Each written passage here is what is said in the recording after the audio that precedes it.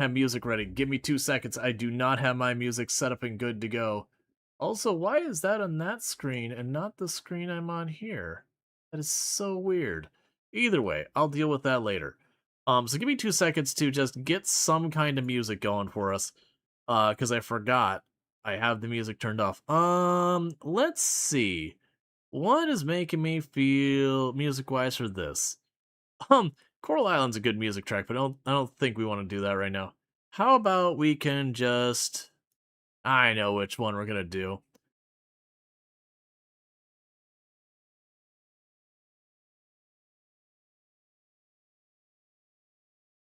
There we go.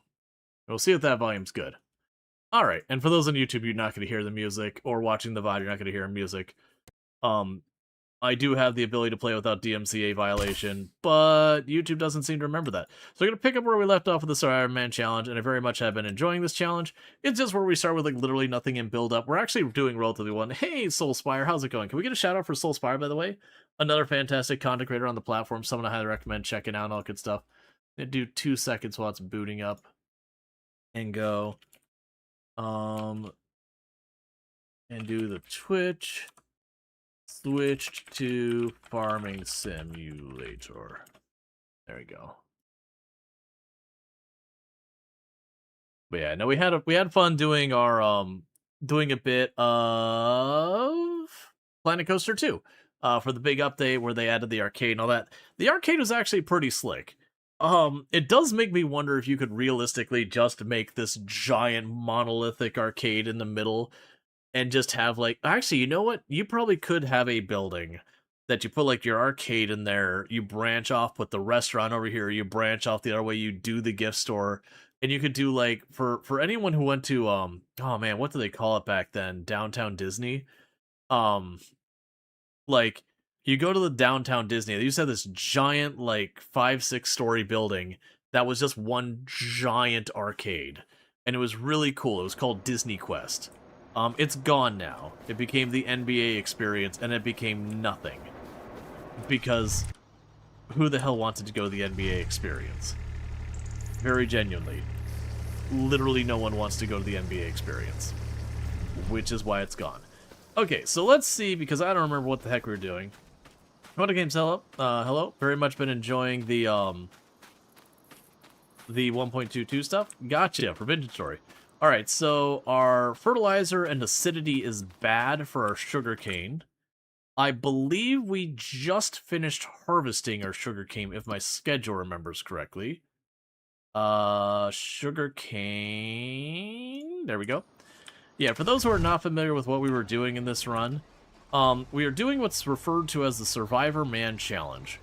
Now, Survivor Man Challenge, it isn't some, like, strict, here is this ridiculously specific... I do that every time. Here's a specifically, strict set of rules on, you must do this, you must do that. It's just thematically, you give yourself kind of as little as you can to start, usually on harder economy settings, and you build it from there. Now, the harder economy settings, not strictly required. It is definitely a common selection, but not strictly required. Quite often, people will also make it a rule that you can't take loans or leases. Not everyone does that. For me personally, I do have the no loans or leases allowed. I also am on a map that there aren't really contracts, because a big part of Survivor Man Challenge is you're supposed to kind of build up from what's effectively wilderness, as opposed to the 0 to hero challenge, which is where you start with $0 and you have to build up from there. So they're very similar challenges, but like this does have the idea that you are taming the wilderness.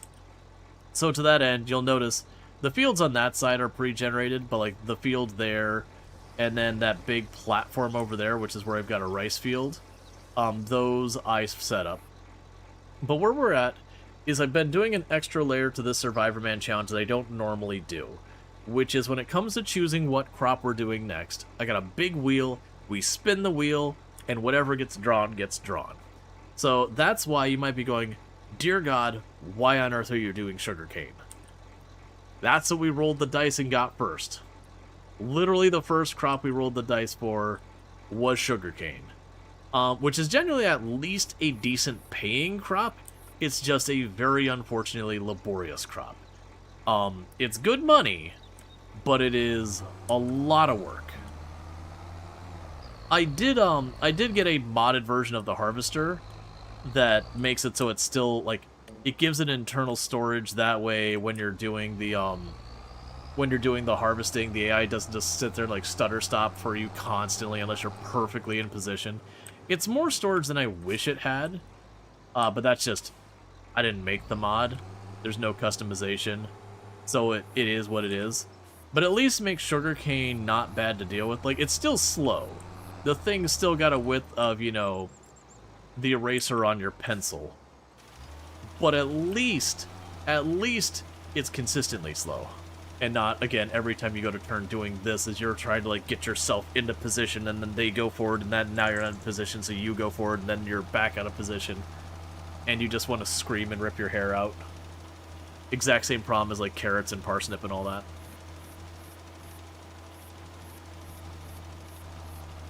But yeah, so we got sugarcane for the first crop, which, good news, we're not doing just sugarcane anymore. We have moved on to also doing long grain rice. And to that end, the rules I have so far is, like, I must do the crop that we draw, is what qualifies as doing the crop that we've drawn is to have a production line set up doing it, and at a scale that is reasonable. Like, I can't just go, oh, I don't like this crop, and then, you know, build the tiniest little, like, flour mill or something and put, like, 2 units in it a year and have, like, this tiny little field and be like, I'm doing it. You genuinely need to do, like, a decent amount. So, like, that's where you'll notice I have 2 sugar plants over there. I am growing enough sugarcane to keep both of those plants running 24/7 all year and having just a little extra. So that's, you know, very much satisfied. Yeah, we're using sugarcane. I believe the only thing you can make with sugarcane in this game is sugar. And so I consider that like a done production line.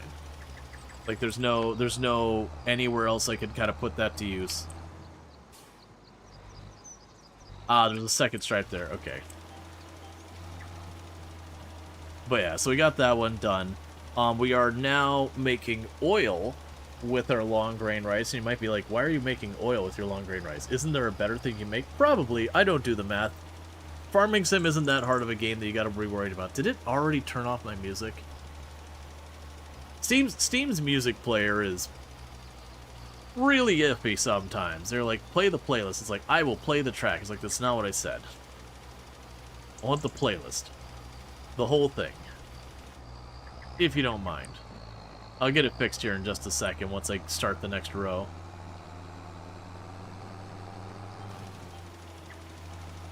Because what I could do here is I believe the issue... Yeah, don't...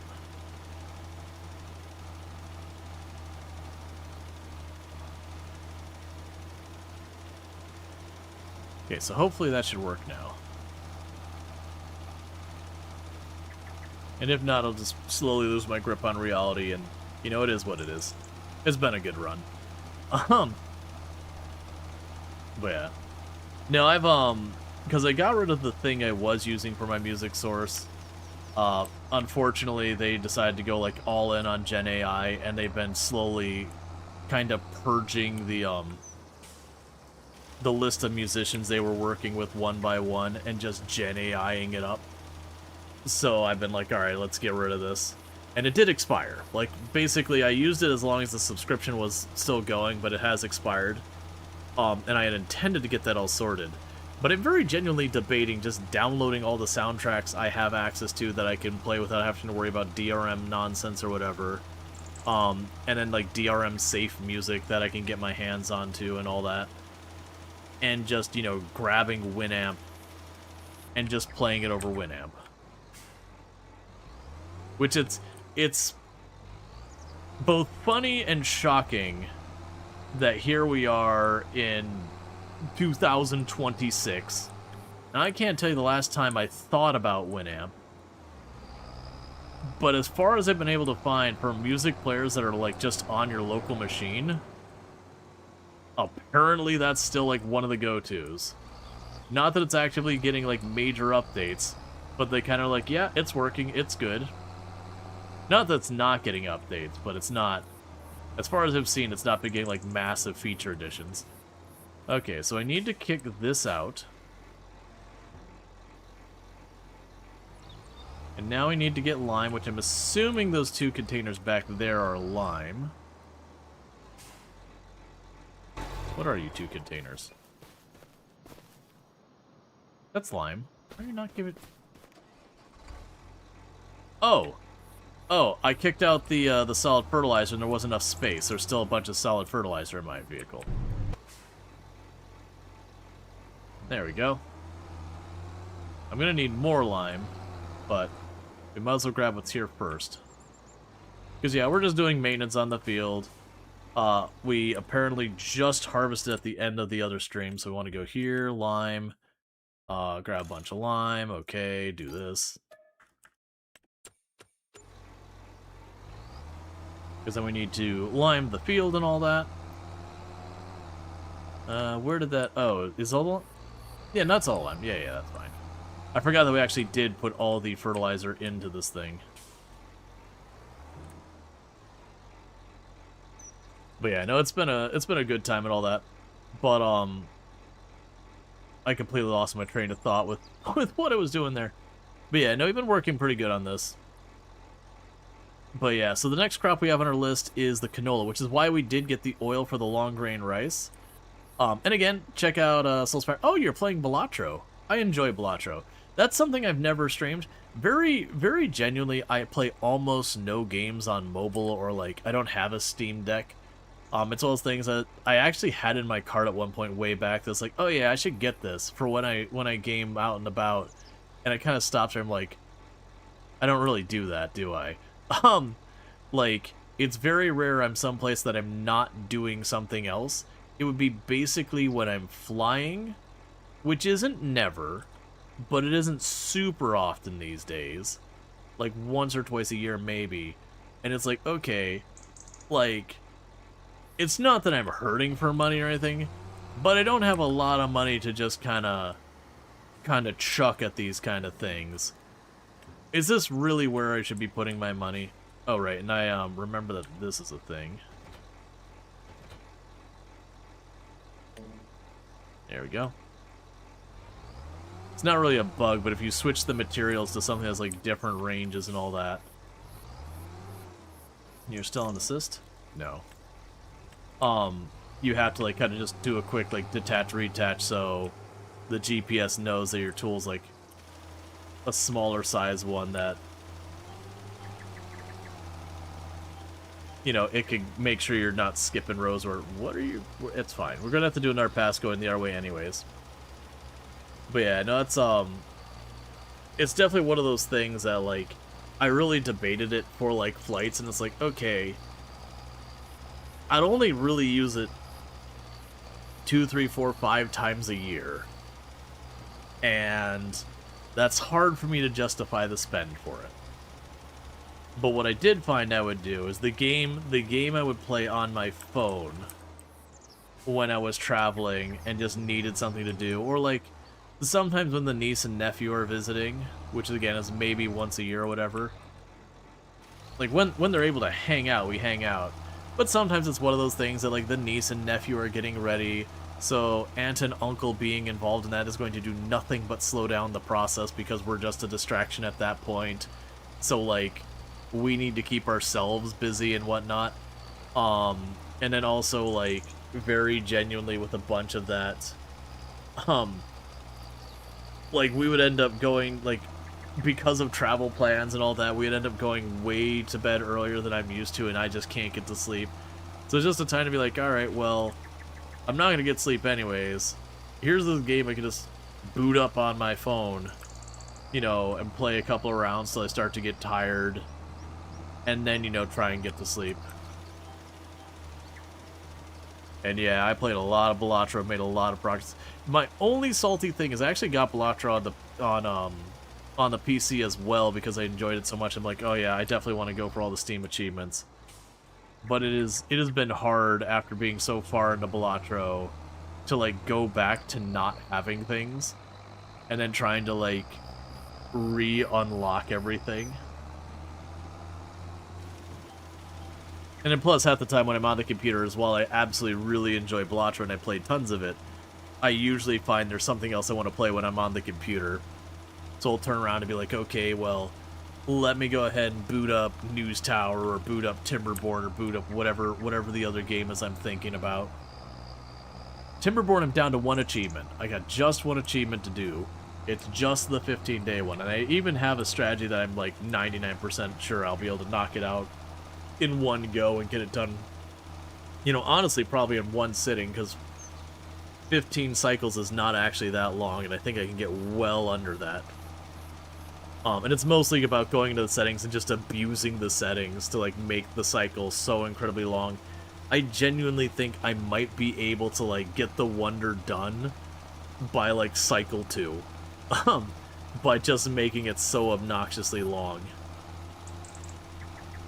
Because I have a map in mind where I can't go indefinitely without water. Mechanically, the way the game works, you can't do that. But that my main power source for mechanical power won't be water, so the drought can be a very long time.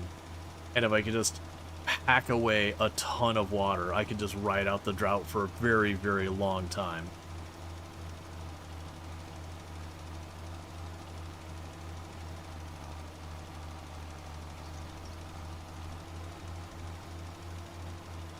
Man, it's been good having everyone hang out today. More than likely, we'll have a stream at the normal time tomorrow. I haven't talked to Toom about, you know, any plans she has, but, like, I figured today was, like, the big day we were doing stuff. We went out, did tourist stuff, had, like, a kind of a food and wine thing we did. That was a lot of fun, which is really good. Also, really cursed. We like to try all sorts of different things from different places that we haven't experienced before. And the two that stood out, we tried a bunch of stuff, but the two that stood out to me, and I won't be able to tell you what the names of them were. Well, actually, there's 3 of them. So one of them was a drink that had turmeric in it. And I actually like turmeric. It's a bit of a weird flavor, but, like, I've had plenty of things like chicken made with turmeric and beef made with turmeric and all that. And it's not a bad flavor at all. I like the flavor. But it was a drink that its primary ingredient was turmeric.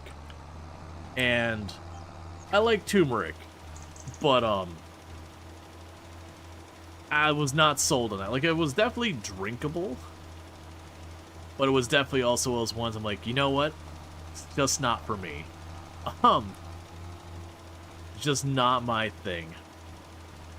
But the one that was genuinely really bad is I'm not a big sake person. Like, there's some sake I can enjoy, but sake's just not really my thing.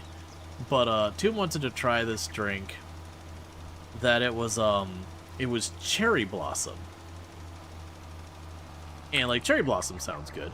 But it was cherry blossom, but it was like gin and sake or whatever. I don't remember what all was in it. And it was definitely one of those ones you take your sip, you're like, oh, that's very floral. Like, you know, it's like, it may not be my favorite, but, like, I could enjoy this. This is a relatively good drink.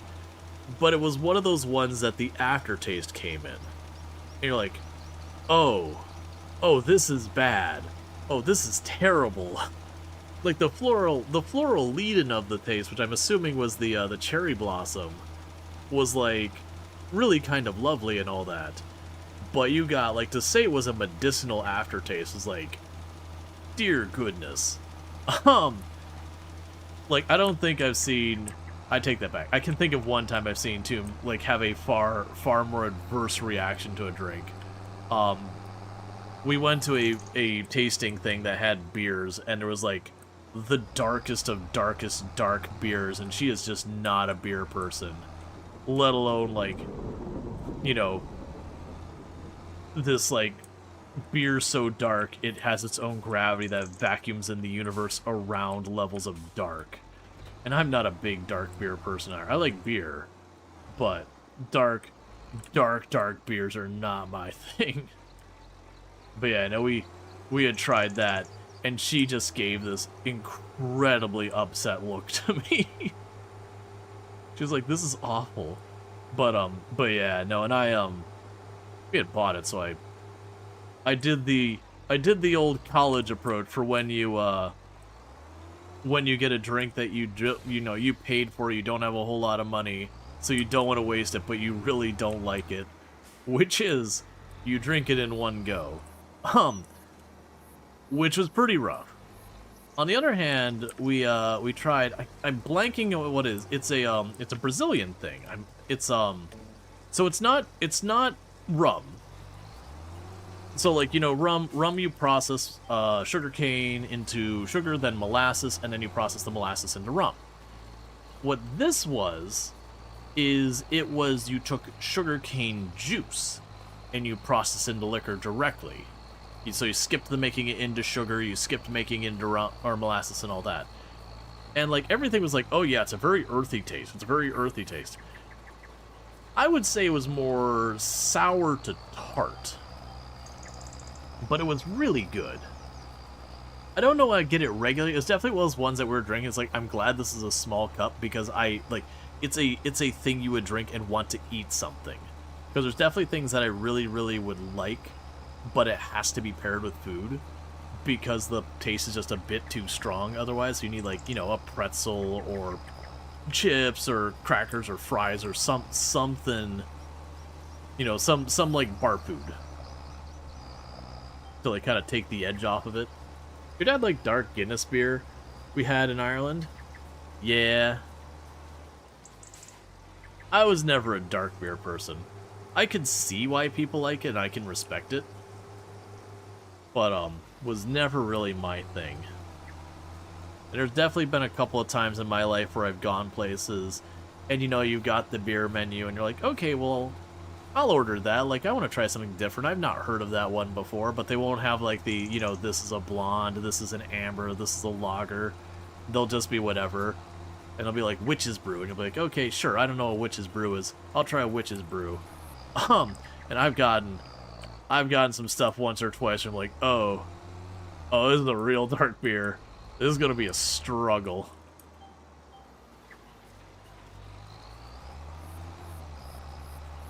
It's just not my thing. Yeah, and I definitely like the food and wine kind of events. Like, any place you can go and be like, just trying a bunch of different food from all over the world is absolutely fantastic. The kombucha SCOBY you mail ordered from your state is quite alive. And you pair it with blackjack. Quite alive.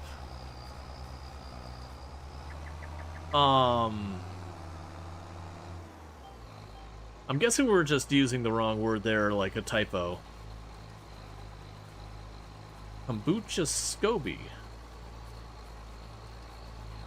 I'm familiar with kombucha. It's kombucha SCOBY. To be fair, like, I've had kombucha, it's fine. It's not one I'll go out of my way for. That's a kombucha with blackberry, that makes sense.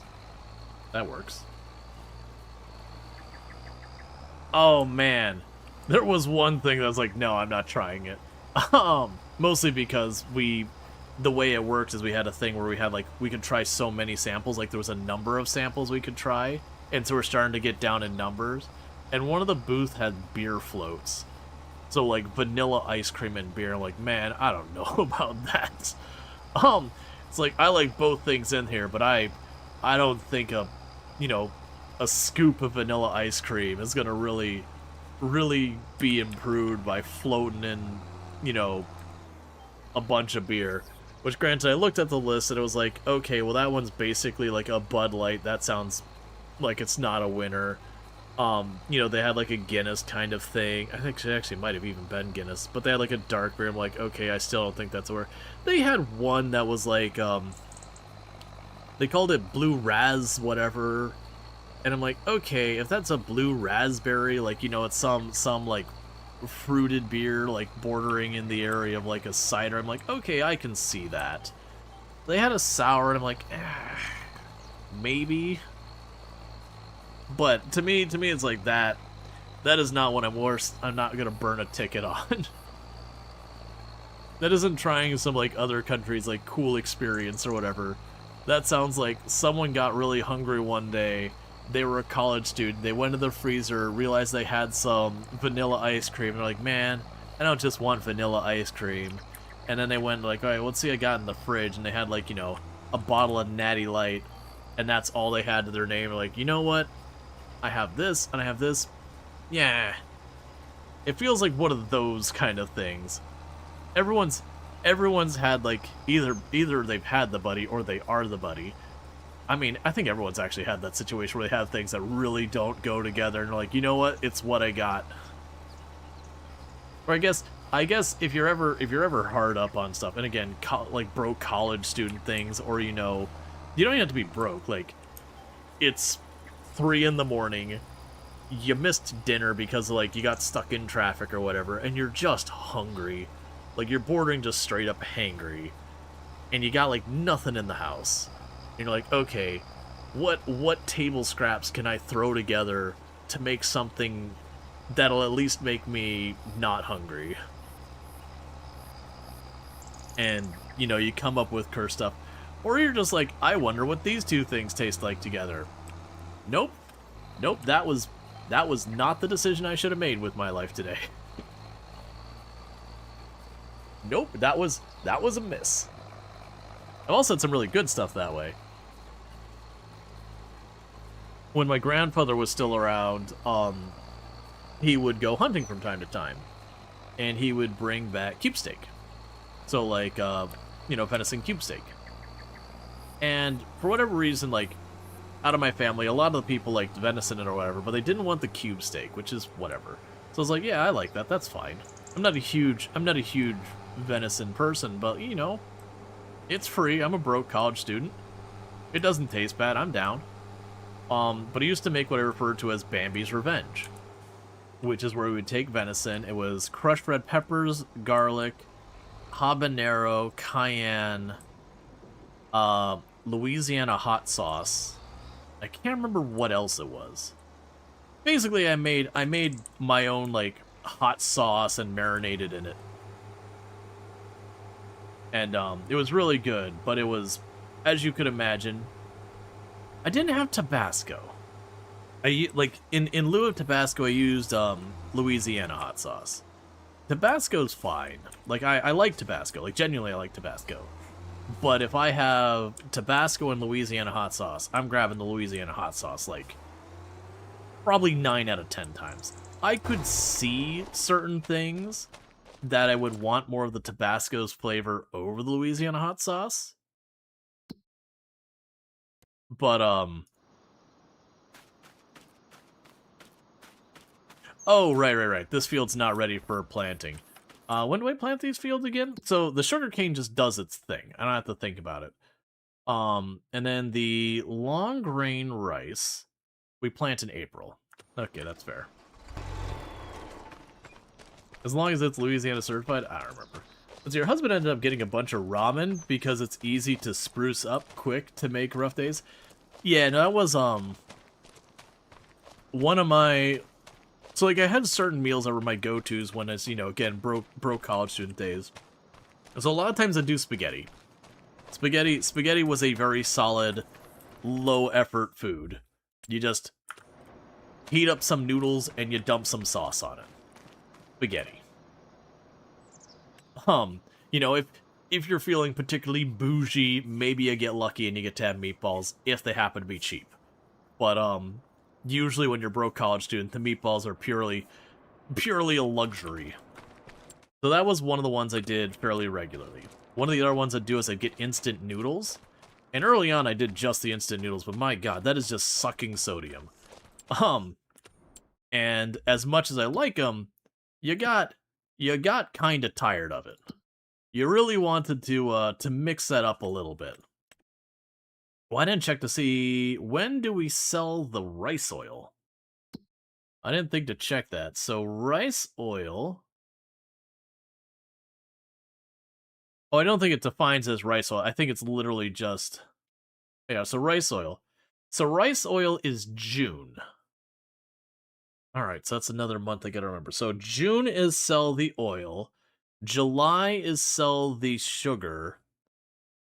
Have you ever had Greg's blind kimchi? No, I'm not familiar with that one. But so yeah, so it would do like I do like the instant noodles, but I would go and when I went to the grocery store, you get like the thing of the instant noodles, and you get like the big family bag of like frozen veggies.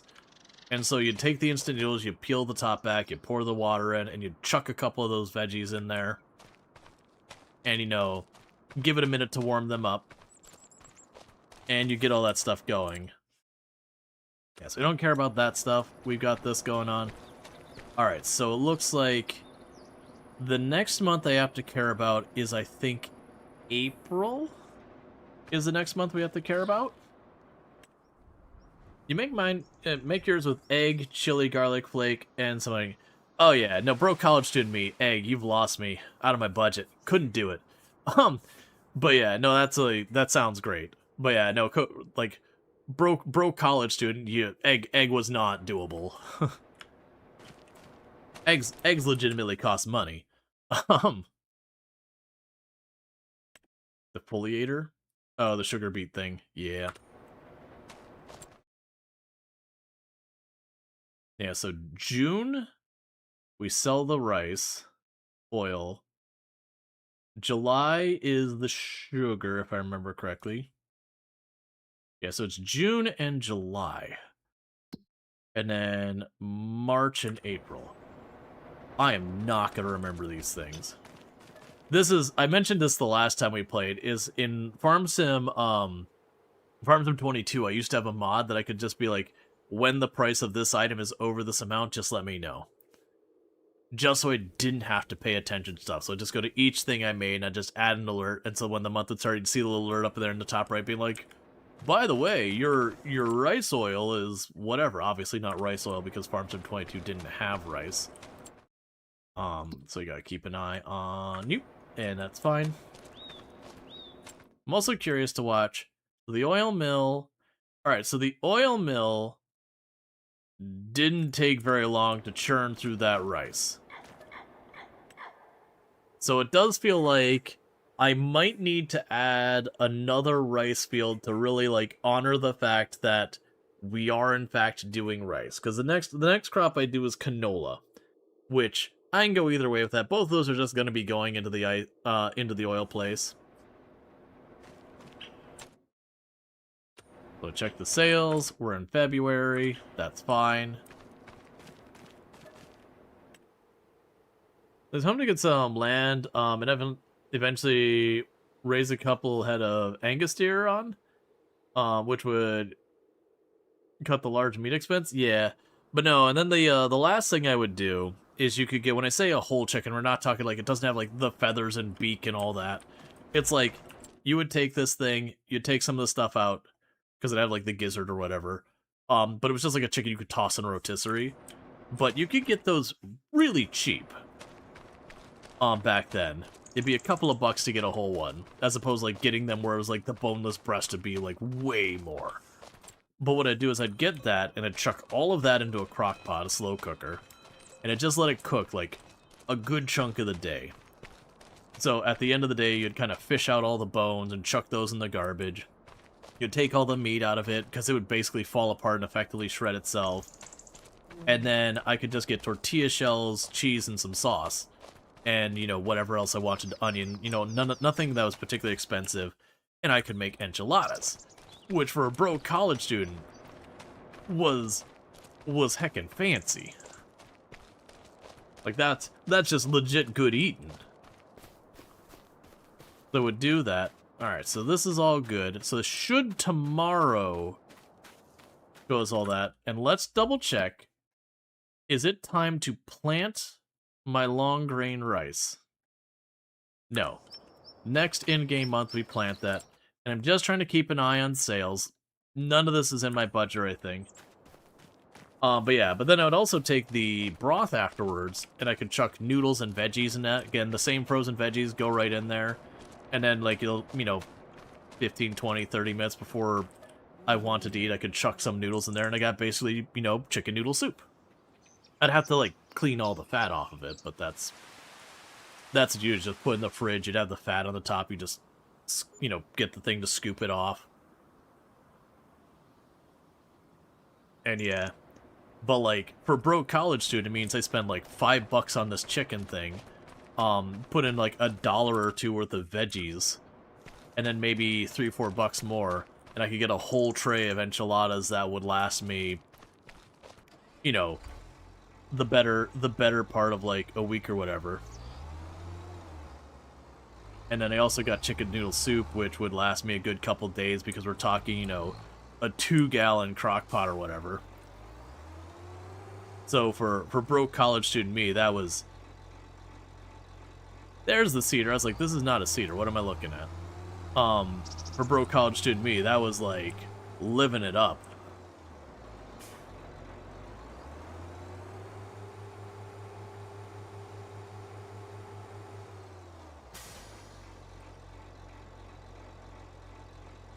But yeah, and there was other stuff I'd eaten there as well, but those were the easy ones to do.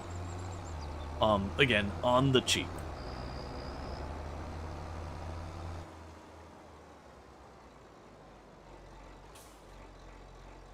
That said, I was almost always working, so when I was out and about, I couldn't always have food that I could bring with me a lot of places, like, realistically.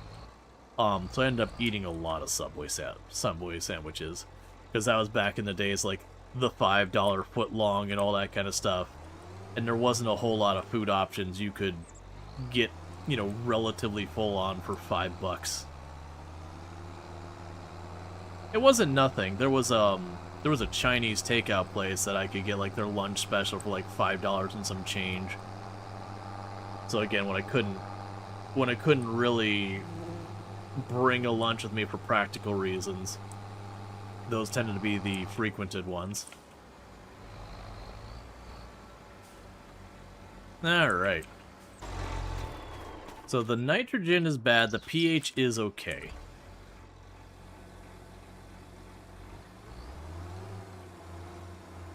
Alright, Doranos, you have a good one.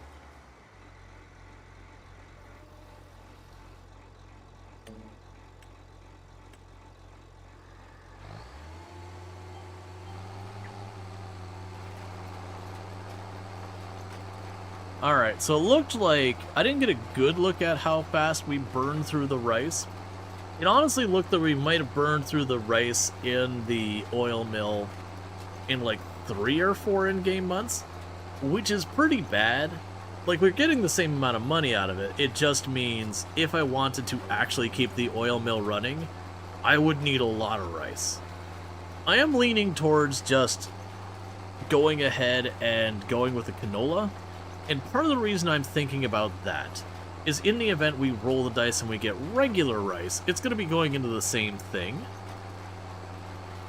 And I would definitely say, like, a field this size is doing the rice. Because I do have the rule with this thing where I'm doing the random rolling on it. I do have to, like, you know, very genuinely, honestly put the time in to actually do the crop. Like, not kind of be like, what is the minimum acceptable kind of whatever. So, like, I can't just, you know, I can't just have, like, just as wide as this, this cedar is or whatever in the corner of some field somewhere and be like, yeah, see, I did it. You know, there is my 100 liters for the year. No, I have to, like, actually put the time in and, like, do it. But this is a pretty sizable field. Can I see how big this field is? Not really. I will say, one of the big problems I have is I didn't pay attention to the different type of soil. When you're doing precision farming, not all soil is created equal. So a good, like, almost 2/3 of this field is actually pretty crap soil. That only gets a yield of, like, 75% at its max. So really, I probably shouldn't have made this into the field. But it's fine. And as far as I'm aware, outside of mods, there's, like, no way to reasonably change it. Like, we can't just keep amending it till it's like, yeah, it's not really the soil you started with. That was, always one of the arguments I had with, like, people who are like, hey, well, I mean, what soil you have there is what you have there, you can't change the, like, counter-argument. Here in Florida, we go to areas and we build up the land you know, literal feet, you know, literal several feet deep and all that. If you bring in enough soil, you can change your local soil. Is it practical? No. But that doesn't mean we can't do it. It just means it's not economical to do it. But if you throw enough dirt in your dirt, it's different dirt now.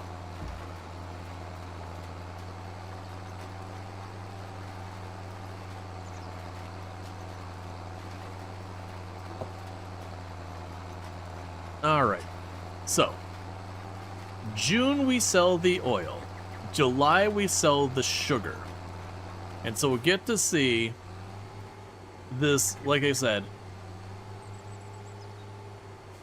yeah, less swamp dirt and more dirt.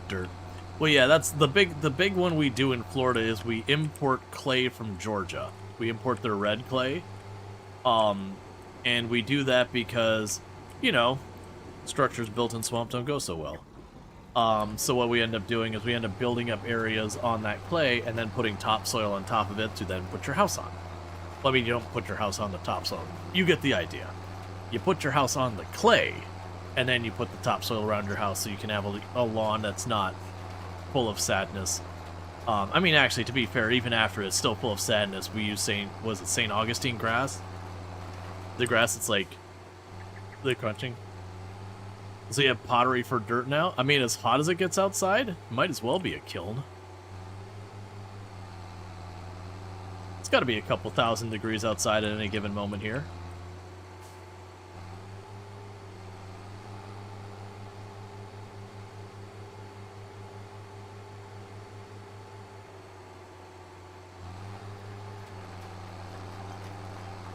Okay.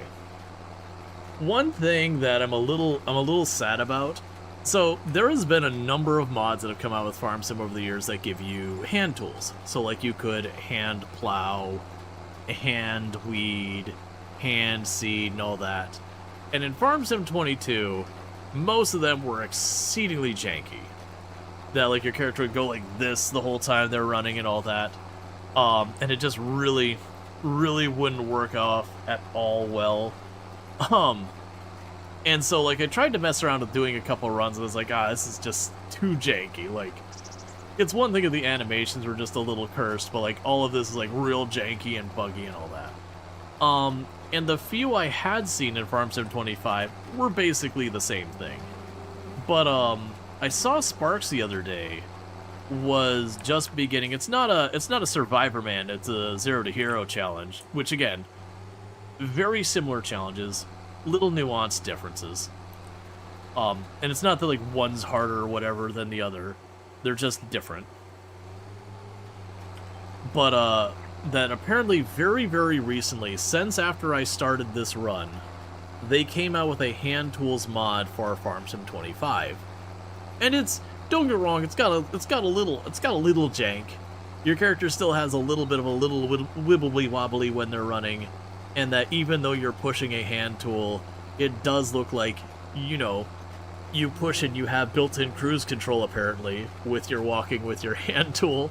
Because for those who don't know, most of those hand tools, mechanically how they operate is they're effectively a wink-wink, nudge-nudge vehicle, just because of how the engine of the game works. But, you know, it's a wink-wink, nudge-nudge vehicle that moves at like 5 miles an hour as your character shoves this thing down the road. But I kind of wish that had been available for the start of this, because it's one of those things I've talked to not only with Sparks but a couple of people, that the Survivor Man challenge is one of my favorite challenges in Farm Sim. I like the idea of showing up on a map, it's wilderness, and even ignoring like the environmental implications of going to some random forest and then hacking it down and making into farmland. You know, deforestation, not great for the planet. But in the video game, it's very fun and cathartic to like take this wilderness and make it into something. These days I don't actually hack down the trees very much. I do tend to try and like maneuver through the trees. You know, I'll hack down a couple of trees here and there that are in the way to like make a road. Or like if there's like 1 or 2 trees that are just like up in the way or whatever. But generally speaking, I like to try and go around the trees, because otherwise I find it's too easy to get yourself into the whole grid thing where you have, like, here's a rectangle, and here's a rectangle, and here's a rectangle, and here's a rectangle, which is efficient, but, you know, kind of lacks character. Versus, you know, when you've got some random lake in the middle of your property, you don't just fill in the lake to try and make yourself another field. I mean, you probably do. But, you know, you make a field around it.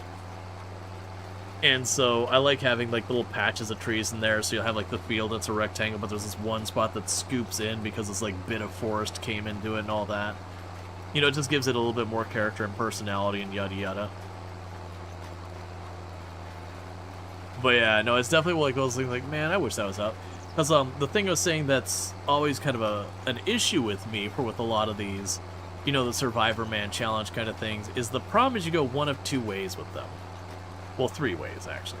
So the one is you start out the way I did. You give yourself the fishing pole. That is the minimum you can do right now. It's $150 in-game, and you can start. The catch is you get those bonuses for catching and releasing and doing the trash. And for, like, kind of the Zero to Hero Survivor Man, the fishing is, like, stupid strong. It's one of those things I've gone back and forth on a good couple times about, like, is fishing allowed? And it's like, well, I love the fact that you could start with basically nothing with fishing, which really thematically fits the challenge.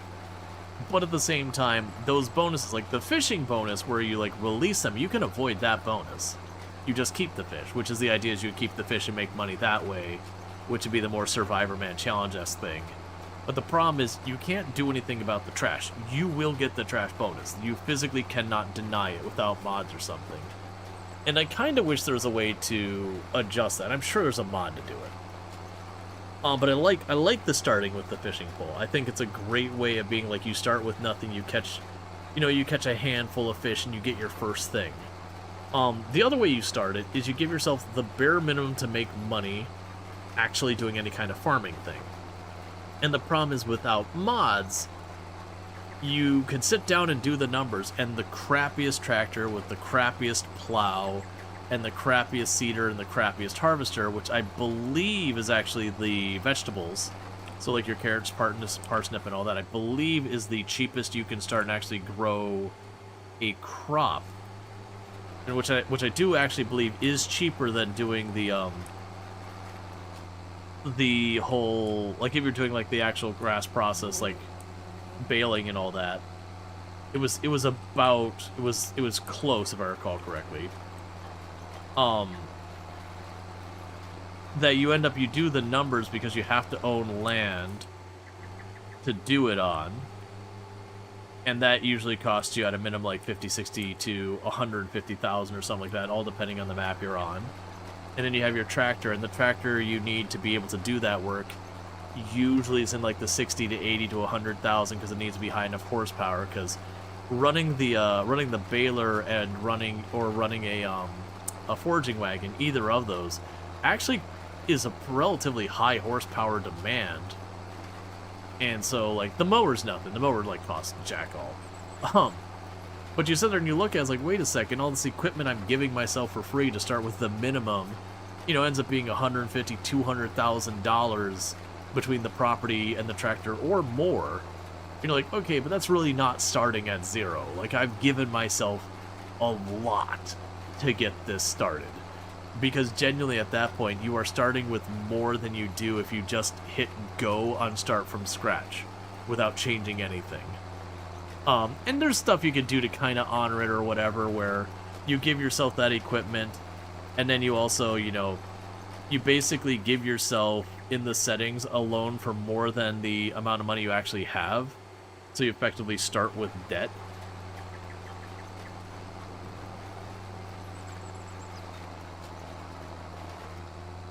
So that's the other way you do it. Is, like I said, you basically give yourself the starting equipment. Otherwise, the third way you do it is either you allow loans or leases.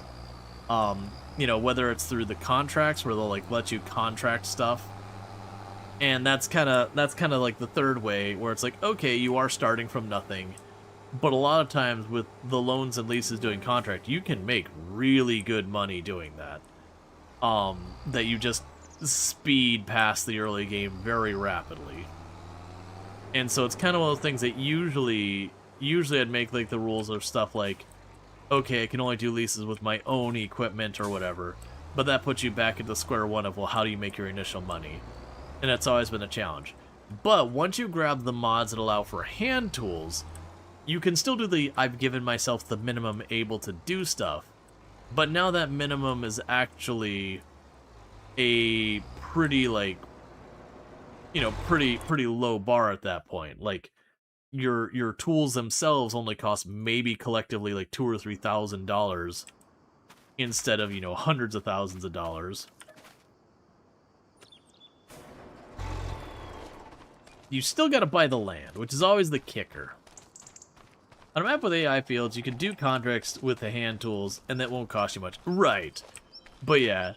No, so I could see, like, that's what I was saying, is I could see giving yourself, like, a full set of the hand tools, or at least 1 or 2 hand tools to get started, just whatever it requires to be able to do a certain level of contracts. And then use the contracts to do that, and just keep the rule that, like, hey, you must actually have this. You know, you must use your own tools, no loans or leases. Like I said, historically, a lot of those mods with the hand tools have been janky as heck. So I was very impressed by the one that he was using yesterday that just came out, or day before yesterday, whenever it was, very recently, that just came out, because I was like, hey, wait a second, like, that's actually well done. Like, you know, it's got some scuff along the edges because you are, you know, you are a tractor in that case, and your character model's a little weird on how it steers and all that with it. There's a little weirdness, a little cropped on the edges, but all in all, pretty solid. All right, so we need to go up here and start flooding the field, because this is rice. So you go up here, start flooding the field. But yeah, so that was the whole point, was like getting that mod, because that was Farm Sim 22. I had wanted to do a playthrough where basically I did a 0-2 hero that we like started with, you know, way less to get going and had a bit more restrictions on us.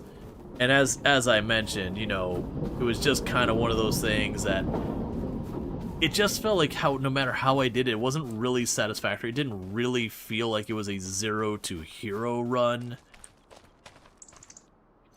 Like, it felt like I was just getting given too much. And it is just the nature of Farm Sim. You either have to allow loans and leases, or you give yourself stuff. And all the loans and leases are is just giving yourself stuff, but at an IOU.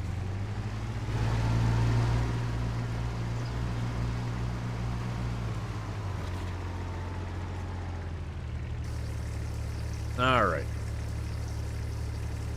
I've also seen people that they do the survivor challenges, but they have a rule about no greenhouses as well. It's like, the greenhouses are strong, and there's certainly an argument to be made that they are a quote-unquote passive income. I definitely agree with, like, the no power generators, because it is just broken the idea you can buy this thing and just fast forward time and money happens. And you can do the same to a lesser degree with the greenhouses, which is why there are people who are like, yeah, that shouldn't count. And that's totally fair. For me personally, like, I have the rule that I'm not allowed to ever build more than 2 of the same building. And that the only caveat I've given myself, though I've never exercised it, is unless I need another one for a production line reason. And the idea behind that is, let's just say I am making cake, and for some reason I do not have enough grain mills. Like, the 2 bakeries for some reason consumes more flour than my grain mills are producing. That's not going to be a thing. But a situation like that, where I have a production line that is now stalled because an input is insufficient, because I have the 2 buildings. So let's say, like, actually, sugar might be a good example. Sugar produces slow. It could be a thing that, like, you do the production lines for sugar, and that very genuinely I'm not producing enough sugar to do stuff. You tried to play with a small tractor and cultivator, and could only do contracts with those, and you had about 5 million debt with finance mod. You ended up, you could not make enough to pay the monthly interest in the end. Only time you failed at in Farm Sim. Yeah, no, we did as one of our things, which I can't remember what we called it, it's like the crippling debt challenge, and it was something like that where I gave myself like $5 million in debt, and we had the, what was it, like advanced loans mod or whatever it was. So, you know, you had like a realistic thing, so something like I had to make like $20,000 a day or whatever, or I would fall behind. And even more as a pain point, for those who don't know in Farm Sim, with your loans, unless you do a principal payment, it does go down. Granted, with the mod, I believe a tiny bit goes towards principal. But we're talking a real tiny bit. But yeah, so it was one of those things that you just really struggle to get that extra contractor into and squeeze it in. Because I also had the rule I wasn't allowed to drop the time slower than 5 times. I could go faster. So like if I just needed to fast forward through the next day, that was fine. But I wasn't allowed to slow down time so I could squeeze in more contracts in a day. Okay, so we got today's water done.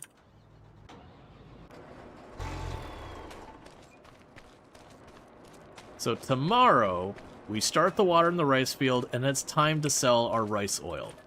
And this will be the first time we are selling rice oil, and it will be 1 field's worth. So the good news is we actually can see very specifically what that was worth to us, without having to question it. But yeah, no, we did that mod, and I didn't fail that one. But it was definitely one of those things, like, I had done a lot, and then we got to winter, it's like, oh my god. Just really struggled to go through the winter because there's, like, next to no contracts in the winter in Farm Sim.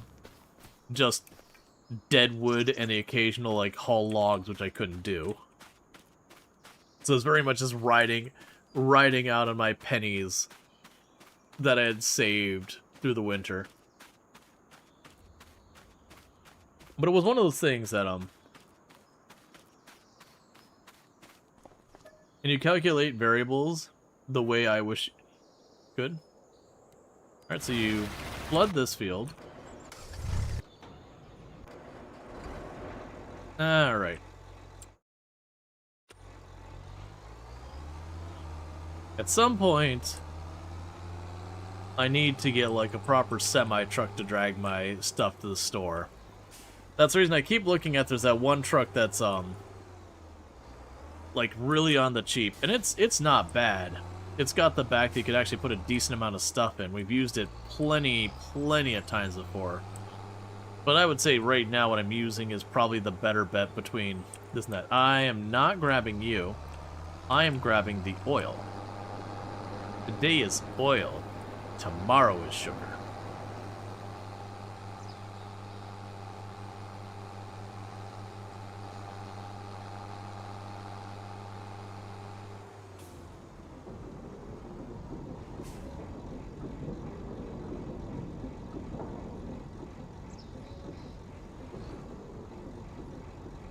Alright, I know there's more in there, come on.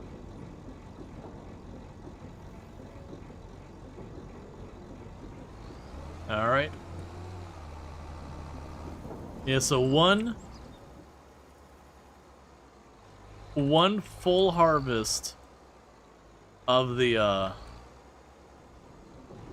rice gets me just over half a load. No, actually, it's probably not even half a load. It gets me 18,000 liters of rice oil. You don't want to use the dolly with the semi-truck. It's cheaper and works with the current equipment. Not really. Eventually, I would want to get like the semi-truck and its dedicated thing. Because the truck I was looking at was not a semi-truck. The one that was on discount. It was a truck with a built-on back. Which, like I said, does relatively well. And I believe you might even be able to hook this up to it. But at the same time, like, yeah, let's not spend our money on that. Because we've got everything we need to set up canola now. I literally just need to buy land. Alright. So the rice is making us about 55,000 a year. That's not terrible, but that ain't great, considering that's after a production line. That's pretty poo-poo right there.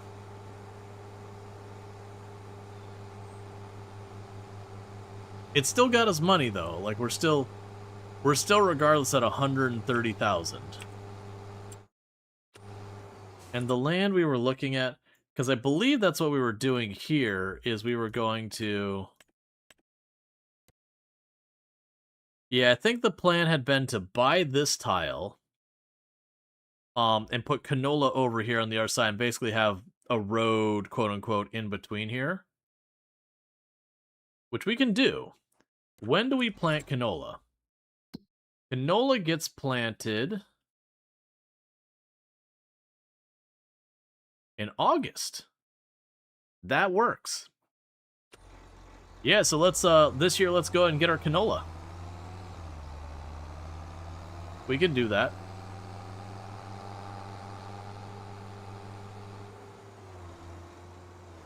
Because that'll be another thing to put in the oil mill. Now, unfortunately, canola, while it's way less work than sugarcane, the pay's not as great. Canola's pay, and I know they buffed it, because freaking terrible.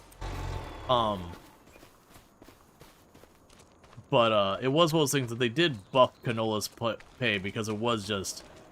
It was like in the bottom 20% of crops in the entire game. It was like pretty bad. Yeah, so that means August is plant canola, and it's funny that harvest is almost the same time of year. But that's kind of the idea with doing a bunch of different crops, is instead of this thing where I sleep through half the year, now we'll have like more and more crops on kind of just different days.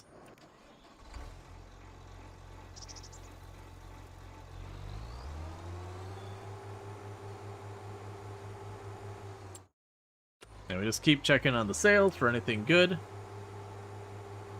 But once we get canola going, then it'll be time to roll the dice to see the next thing.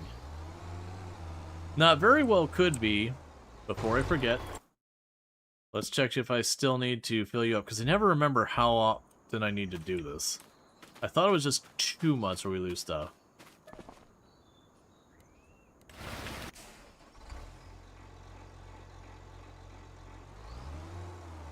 Alright.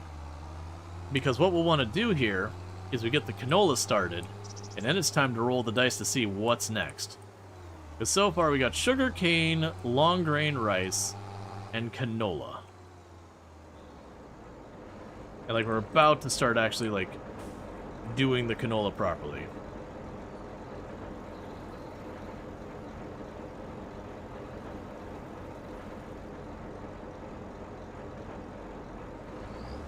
And it won't be too long before I really will need to be like, hey man, just sell this. Don't wait till like harvest day or whatever. Like just sell it directly. Because they will hit the point that it'll just be a thing of like driving back and forth selling constantly.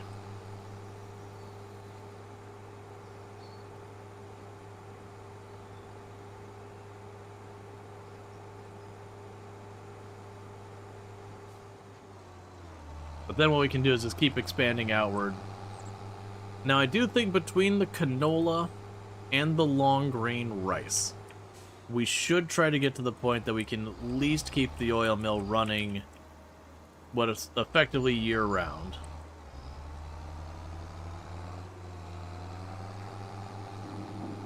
Because, by all means, if we get olives, then we'd want to put those in the oil mill. Please don't be olives. But if we get olives, we'll want to put those in the oil mill. But that'd be as easy as then just taking the rice and switching off to, like, making grain, or making flour, or just going directly to, like, making the little rice cakes, or whatever else we decide to make. Like, there's, like, that's one of the nice things about rice in this game, is you can basically use it in, like, 5 different buildings. Because you can make grain, you can make oil, the preserve building has 2 or 3 things you can do with it, and I thought there was one more. Oh, I think it's, cereal. The cereal building, you can also use rice.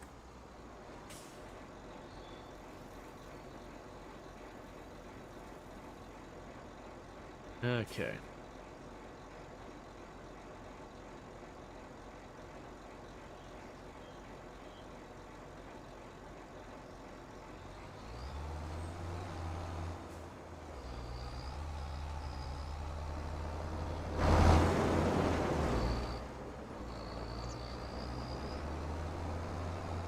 And I do like all these little paths I put around here. I know I've said that a bunch of times the last time. Even if I can't quite make some of these turns with the trailer.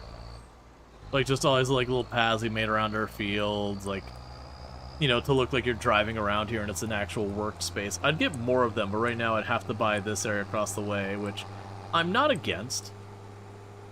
I would be down to buy this end of the field here, but, probably afterwards, and if we do that, I'll probably just plow away all the fields that are already there to make one bigger field.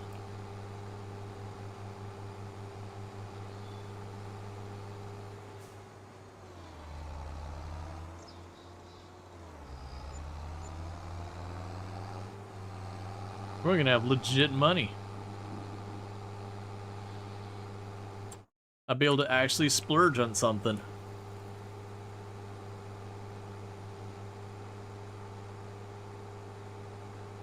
Trying to think of what I would want to get the splurging on. Because we've got a relatively large cultivator. We've got a relatively large plow.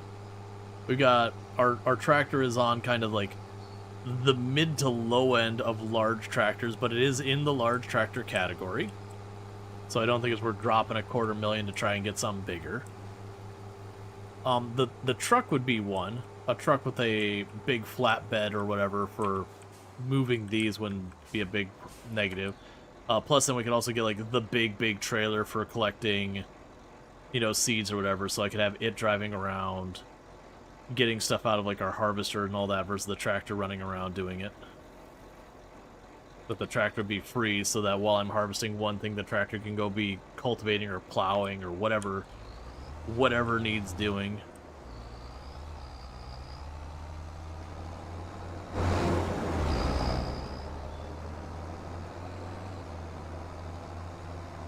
All right.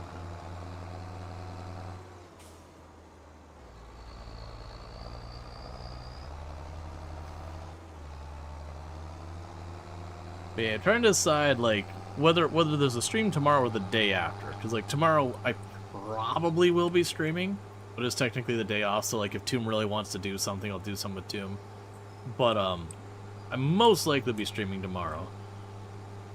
Trying to decide what I would want to do, because we finished our news tower run. We knocked out the last gas station in one go. Like, it's not a very long game. It's a very good game, but it's, as far as raw hours, it's not a very long game. We did the update for Planet Coaster today. I did see that they 2 Point Museum had a big update today, but it is a big update to tease the next DLC, which is coming in like a week or so. So I'm just gonna wait for the DLC, because I don't think it makes sense to jump in, try a little bit of the update just to put it away to then try it again. So I think we'll do that like when that drops. Outbound's on the 11th. Hotel Architect is on the 14th. There's a new... Well, there was a 2-hour thing. Well, that was the guess. So I did, after stream yesterday, knock out the last thing. It ended up only being like a half hour. I still really couldn't keep being live for much longer. I really kind of needed to hop off for low energy. But I was very happy with where we left off with the last gas station, because honestly, I've been working on the other achievements for the game since we streamed it. And a lot of it, it's not grindy, I don't want to overstate it, but it's just kind of going through the loop, repeating what we're doing, which I know I'm saying this as I am playing Farm Sim, where we go through the loop, we keep doing what we're doing. But there's enough variation in my mind that this stays interesting to watch, versus, like, you know, doing the same minigame, especially when you, like, get all the minigames. So, like, literally my day in that game was stand in the store, wait for customers, ring them up on the register, go to sleep, wake up, stand at the register, maybe I resupply things. That's become kind of what the game is now. And you redecorate and all that, but it's definitely It's definitely not as in-depth or interesting to chase the achievements, which is not unusual. A lot of games, the achievement is like, do the thing you've been doing, but more. But like I said, I think that's good. I guess it's going to be around 20 or so hours to do all the achievements. I still think that's probably about right. Whereas we finished the game and rolled credits the first time between 8 and 8.5 hours, and then we rolled credits the second time on another ending at almost exactly 9 hours. But yeah. But no, I did do the additional ending, and there could be more. I found 3 so far. But no, I was very happy. I think that game we played at just the right amount. We got 2 endings, so people can see there's multiple endings without spoiling everything. If people do want to play, like, there's still at least more to be found there.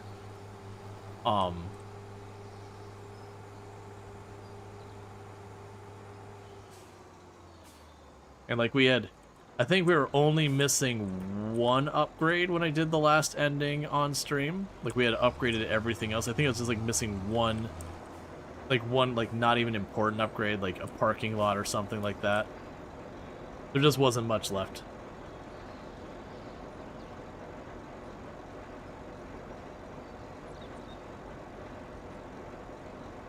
I'd still like to check out the Star Trekker update. Now granted, at this point, it's not as fresh anymore. The Star Trekker update's been out for a little while. As the interesting can be many things. You participate in Excel spreadsheet streams on optimal army width for several hours. Yeah, no, you're not wrong, but that's kind of where part of the issue is where we were at with that game. There wasn't more decision making to be made. It was just run the game and kind of wait, occasionally ring up a customer, and then at the end of the day I would buy like 1 decoration to change to make 1 number go up and another number go down, and then repeat that until the number going up went up enough. So there's a lot of just like literally just fast forwarding. Well, I mean, there's no fast forward in the game. Literally you just hit the game day and you just wait the whatever is 10, 15, 20 minutes that day takes. And again, for me playing, that's easy because I just start it and I just do, you know, like I work on other things and just let it run. But as much fun as the game was to watch up to that point, it's not something I would want to watch. Like, the game itself I'm down to watch. I think the game is great. But that stage of like achievement chasing is not the same. And a lot of them you get the number to where you need to, and then you just, you know, you have to play a couple of days and wait for the cinematic to trigger, and then play a couple days and then wait for the cinematic to trigger. Yep. Just trying to say, if a streamer is having fun, even an ounce of passion, it's often watchable. Yeah, you're not wrong. I mean, you're not wrong in that regard. Like, if people are genuinely enjoying it and all that, people will hang out for stuff you wouldn't anticipate. At the same token, I could also say it's not always true, because there's definitely been times like I am super into a game and very, very clearly the response is lukewarm at best. There's definitely been times I've been super duper passionate about a game, playing it, and just the turnout is real bad. And it's not just like, oh, it's a one-off stream. There's a game I really enjoy called Path of Exile. Like, it's one of my, I think it is my most played game on Steam. I haven't played in a hot minute, but it was my most played game on Steam. And it's not even a bad Steam game, like, or stream game. Like, people stream the game, but you're kind of like in that area or you're not. And for a while, it's like my 4th or 5th most played game, because every time a league would come out, I would put in a lot of hours because I just enjoyed it, and I would stream it. Holy crap, the numbers were terrible. Consistently terrible on the channel from it. I would usually pull in like 30-40% my normal average viewership for it. So it wasn't a lack of passion for it. It's just how it is. And to be fair, the big problem there is, one, Path of Exile is a game that if people want to watch Path of Exile, they watch Path of Exile. And usually if they're watching Path of Exile, most of the time they're watching like whatever whatever big creator they're into. Like, I shouldn't say big, established creator they're into. And then for the type of content I do on my channel, it's very different than Path of Exile. Let's see, you'd assume Path of Exile is very difficult to follow unless you play yourself. Yes, that is a big problem. To enjoy watching Path of Exile, you generally really have to already be into Path of Exile.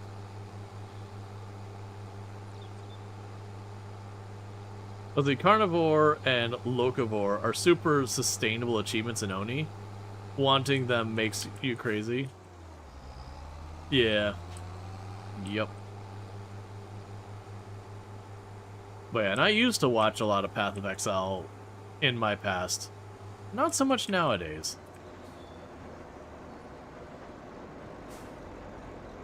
Yeah, Warframe was like that for you. People really like it, but you can't watch it. Warframe is also difficult to watch because of stuff like video compression.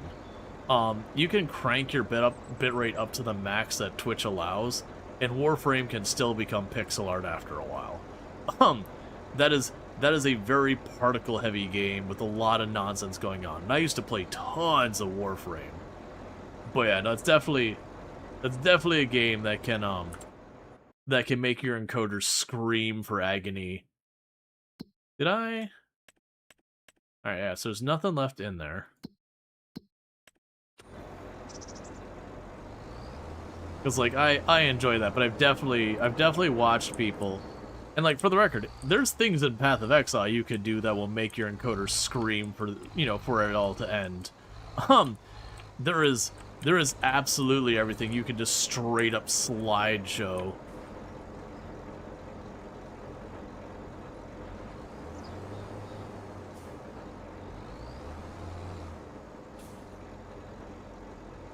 Let's see, Path of Exile 2 is your 6th most played game, and you still don't know what's happening a lot of time. Oh man, so I played a little bit of Path of Exile 2, like I did the main story and all that like one time through. It just didn't, like the pacing to me was just so much different. Like I found by the time I was working on a second character, I was already like, man, this story is a slog. And it's one of the things that I made the comment when Path of Exile 2 was coming and they were going to, you know, slow down the game, and I'm like, but why? Like, if you want a slower action RPG that's grittier, those exist. There's a lot of really good options out there. The one thing that Path of Exile does that is really absent in the genre otherwise is zoom. And I understand a lot of the zoom can be a bit too much, but as a player I can choose to have a super zoomy build or a not zoomy build. But it's definitely one of those things that, like, this is something that is fairly unique to your game, that brings a lot of people to your game. Why are you trying to get rid of it? And it's because their original vision was basically Diablo 2 forever. And they want to go back to that. It's like, I understand that was your initial vision. Let it go, man. You accidentally created something amazing. It may not have been what you set out to create, but it is amazing. And you should try and keep what you got. By all means, keep expanding and doing all that stuff. But you're chasing the dream of what you once wanted to be, not what you became. And so it's definitely one of those ones that, like, very, very genuinely, Path of Exile 2 ends up being a game that I'll mess with and then just bounce off. That poses an interesting game design question. What makes a game streaming friendly or successful for streaming? That is a very complicated question with a very complicated answer. There's a bunch of stuff that goes into it, because it is one of those things that you can't just like broadly be like, this is successful for everyone. Because like Path of Exile 2, we could definitely go, that is a very streamable game. There are a lot of people who are wildly successful in that category. It usually is a category that performs extremely well on Twitch. Path of Exile, broadly speaking, whether you're talking 1 or 2. But, you know, it is a thing that you grow an audience, that if I play a lot of simulation games, I will grow an audience that is, broadly speaking, into simulation games. If I then switch over to Path of Exile, That is an action RPG. It's not that that's better or worse or otherwise to simulation games. It's just a totally different animal. Like they're just not the same thing at all. And you can even take games that are very niche and out there wildly that normally in a channel you'd be like, this would be a terrible idea, nobody's looking for it. But if you're a channel who is specifically known for playing all those niche, wild, out there, weird games, you can still make it work. But that has to kind of be your thing. Like someone like me jumping on some like niche late 1980s, 1990s ASCII art dungeon crawler.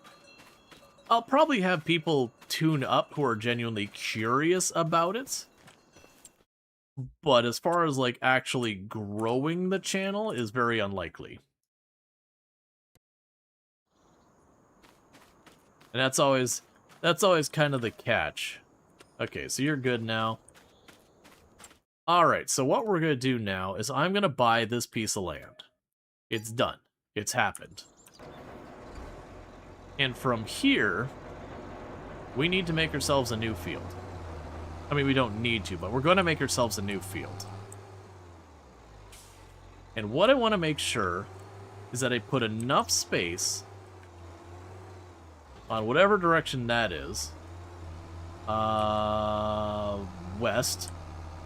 On the west side of the field. I want to make sure I leave enough space on the west side of the field that I can comfortably put a road through here. I'll put enough space over there for road, so somewhere around here. We'll drop you down. Now you can start plowing a brand new field. And get our new field going.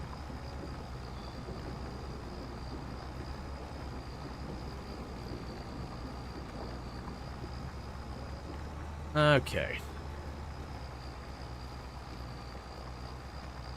And this is going to be our canola field. But yeah, no, there's definitely a lot of truth to the person streaming. But that's like, you know, people are like, what makes a good game for streaming? And it's one of those things you joke, it's like, no, actually, like, this is a very complicated question. Like, I'd love to give you the easy, like, oh, well, here's the answer. It's like, no, actually, there's a lot to unpack in that question. Because there's definitely a lot of depends. It's like the same thing when people are like, well, what do you need to do to be successful in streaming? And you can get a bunch of broad generalizations like be engaging, you know, offer something of value to your audience, whether it's entertainment or information or, you know, competitive gameplay, yada yada, like whatever it is that you actually aim to offer. Okay, so I gotta remember, you see that green there, that's because that's slightly out of my boundary. Just imagine watching the stream right now on mute. It'd be pretty boring. Exactly.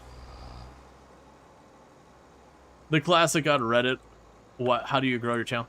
At least the how you grow your channel, while highly repetitive and be like, did you search the right bar that says here's common questions and here's common answers to those questions?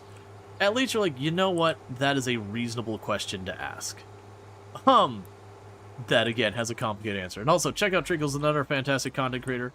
Someone I highly recommend checking out. Plays a lot of similar games to what we play here. Less so on the simulation side of things, but when we play like a lot of our city builders, settlement builders, tycoons, those kind of things, very, very much in that area. RimWorld, all that kind of stuff. Very, very, very treacle.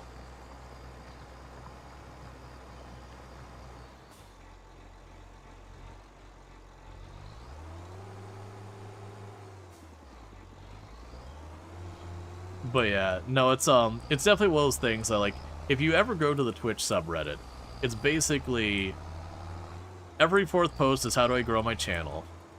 Every fourth post is I've just been exposed to 23 solid minutes of ads, how dare you? Even though that never happens. I'm exaggerating. There's almost always at least one post talking about how, like, clearly Twitch is dying because the ads are too much and yada yada. And don't get me wrong, this isn't being like, oh, yeah, like, I want Big Baby or whatever. It's like, yeah, the ads are here. They suck. No one loves them. But there's a lot of people who, like, wildly exaggerate the situation, like, to a ridiculous degree. Like, I've heard people quote, like, the 23 and 25 minutes that they've been stuck watching ads. I'm like, Twitch literally won't let you turn it up that high. I think 21 minutes, I could be wrong about this, I think 21 minutes, if I slam that sucker as high as Twitch will let me, I think 21 minutes is the cap. At which point, if you ever tune into a channel and they have it set to 21 minutes, tune out of that channel. You can argue whether or not that's a Twitch problem for allowing them to do that, but regardless of how you feel about that, it's certainly that channel's problem that they've opted to play that many ads. And the only people I've heard of doing that were trying to game the system, that what they would do is they would effectively do AFK streams and ask their communities to sit there and just watch the ads so they could make money on it. It's like, no, you shouldn't do that for a whole range of reasons. You're ruining it for all of us. One, because that's obnoxious. Two, that tells advertisers that the ads aren't worth anything because they're basically, you know, streaming almost nothing but ads to an empty room. Like, everything about this is bad. Okay. They always blame the high ads on Twitch, not the streamer. And also, Twitch is broken because you were subbed and you still got ads. I hate to tell it, but that's your precision streamer. Oh, yeah. No, that's like, that is a setting that some people turn on, and I do not understand. There is a setting where I can choose to be like, hey, you, person paying for the sub to get the ad-free experience, I'm gonna show you ads anyway. That is an option streamers have. There's no reason to use it. Like, when you are subbed and all that, I still get compensated as if you saw the ad that you didn't see. That Twitch Turbo, I still get, you know, a fistful of nickels chucked across the counter for those ads you didn't see. It's not per impression, I'm not getting a fistful of nickels, but you get the idea. Like, it's not like suddenly there's that. So, like, making you watch an ad, you might get more money. I honestly genuinely don't know the answer to that question. But it's certainly not worth doing. Alright, let's go for the other end and go this way. I believe it applies with subs as well. I could be wrong in that. But I do know, like, Twitch Turbo, the ads you don't see, because when you're on Twitch Turbo you don't see ads, I do get compensated as if you saw them. I run the minimum amount of ads required to get rid of pre-rolls, and not a second more, typically. I mean, other than, like, when I gotta go to a pee break and the ad's about to happen in 2 minutes, I'll trigger the ad break anyway, so it happens while I'm away. But broadly speaking, you're not gonna see any more ads than is strictly required to get rid of pre-rolls. Okay.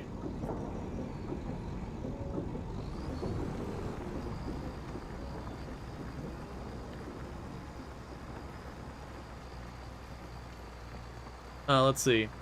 You mean, there was that one streamer that offered big money for ads for some reason, and she set it on a full amount, made like 40K in a day, with a few hundred viewers?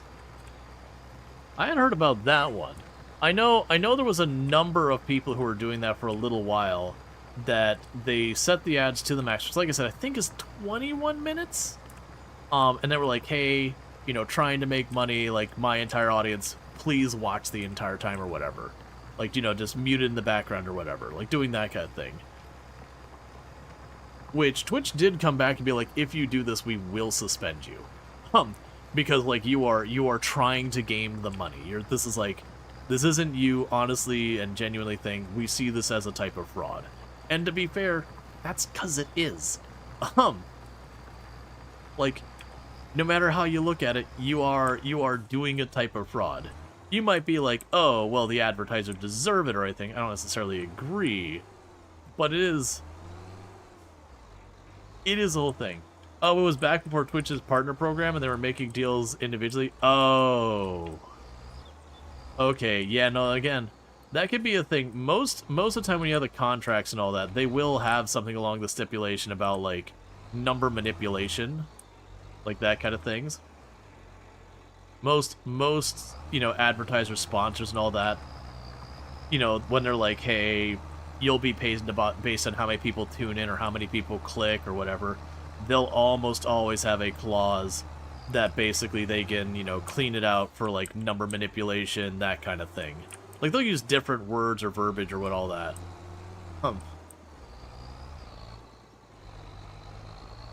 But yeah, no, that's maybe in that particular case, it was something there. I definitely know Twitch has more than once in its history made a contract that when you looked at the number, like, that was not a reasonable amount. Like, as in, not that, like, Twitch cheaped or whatever, but the other way that they, like, you know, made... And this is not even just Twitch. Like, you look at the people who were, like, you know, Kick turning around and be like, we're gonna pay this person, like, $5 million to stream on this channel. Like, dude, that guy's only got, like, 300-400 concurrent viewers. I mean, by all means, they are a successful content creator or anything. Like, I'm not trying to diss that. But 5 million is not the price you pay for that. Like, you have an extra zero on there, friend. Probably 2. I mean, actually, I take that back. For an exclusive contract at that size, I would say maybe not 2 extra zeros, an extra zero. Because, especially switching to something like that, you would likely lose a significant amount of income. So I could see making the pitch for like 50,000 or whatever. Wait, that would be 2. Whatever. Firstly, pre-rolls are the major deterrent when watching a stream. Otherwise, I mostly tolerate ads. Well, that's basically the argument that goes around again and again and again on Reddit. Is I have people be like, how dare these content creators in Twitch run these 3 minutes of ads per hour? They're so disgusting. How dare they? No wonder Twitch is dead.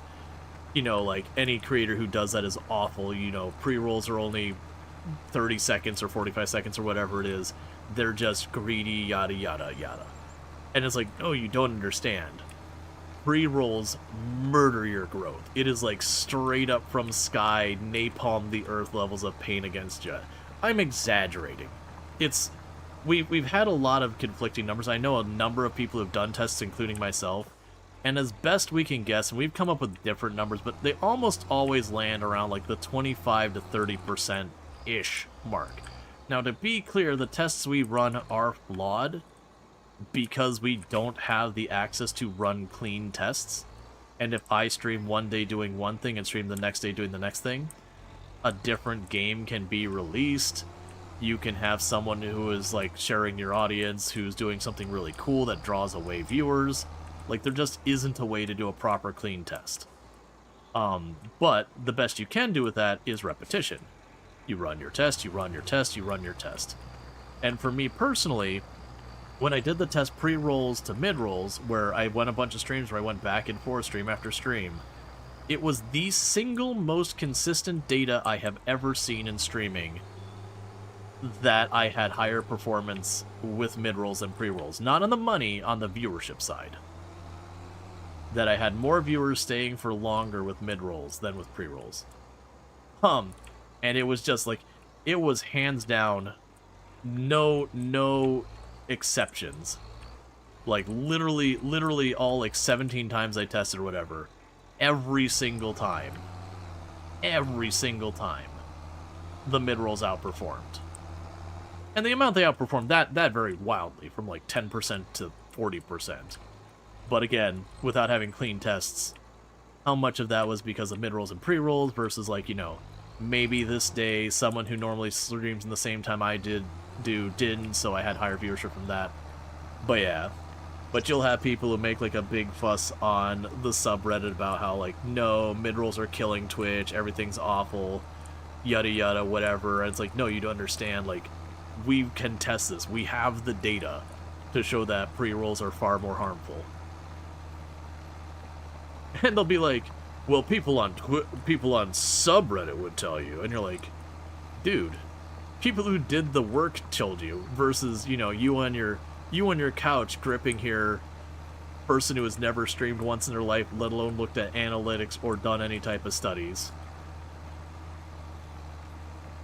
I don't know what you're doing over there on YouTube, but like, you know, I see your name, and it's weird that you're saying your own name again and again.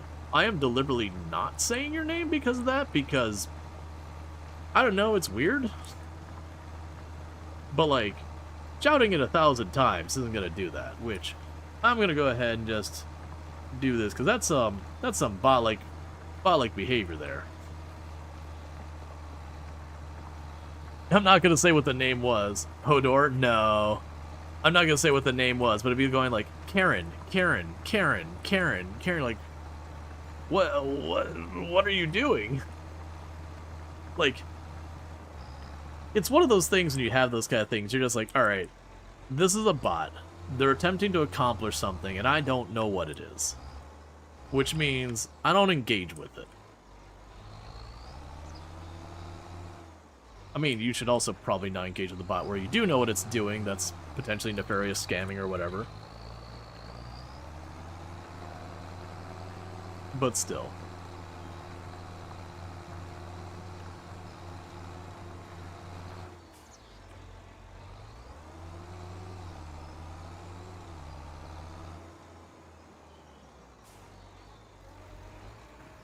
Okay, and we're almost at the point where I won't have to, like, do a lot of stopping and adjusting again and again because the edges will be thick enough. Yeah, so it's gonna be a little bit of a curse. This is a thing. I am not bot human. Yeah, there's definitely like, you can get a feel for a bot pretty easily once you know what to look for. It is one of those things that they get more and more. They're talking about like the chatbot AI bots and all that. And you even sense a pattern. Like, there's been a move for more and more of these bots to, like, just try and schlep graphic art and all that on you. And those have been just, like, scripted things for a long time. But now that you've got ChatGPT and all these things out there, they're using those to try and make themselves easier. Like, they're trying to be more convincing. And, you know, when they first did the switch, it took, like, a little bit more effort to figure it out. But there's definitely just a read that you're like, oh, I'm talking to someone who's just using ChatGPT. Like, or equivalent. Like, I can't tell that they're specifically using ChatGPT, but they are using a LLM to write their messages. Let's see, if you're browsing, 90% of the streamers you decide you don't want to watch within 10 seconds, you're not saying through a minute pre-rolls. Yeah, no, that's exactly it. The analogy I usually repeat when the conversation comes up is, imagine you've got 2 restaurants in town. You've never been to either of them, you don't know anything about them.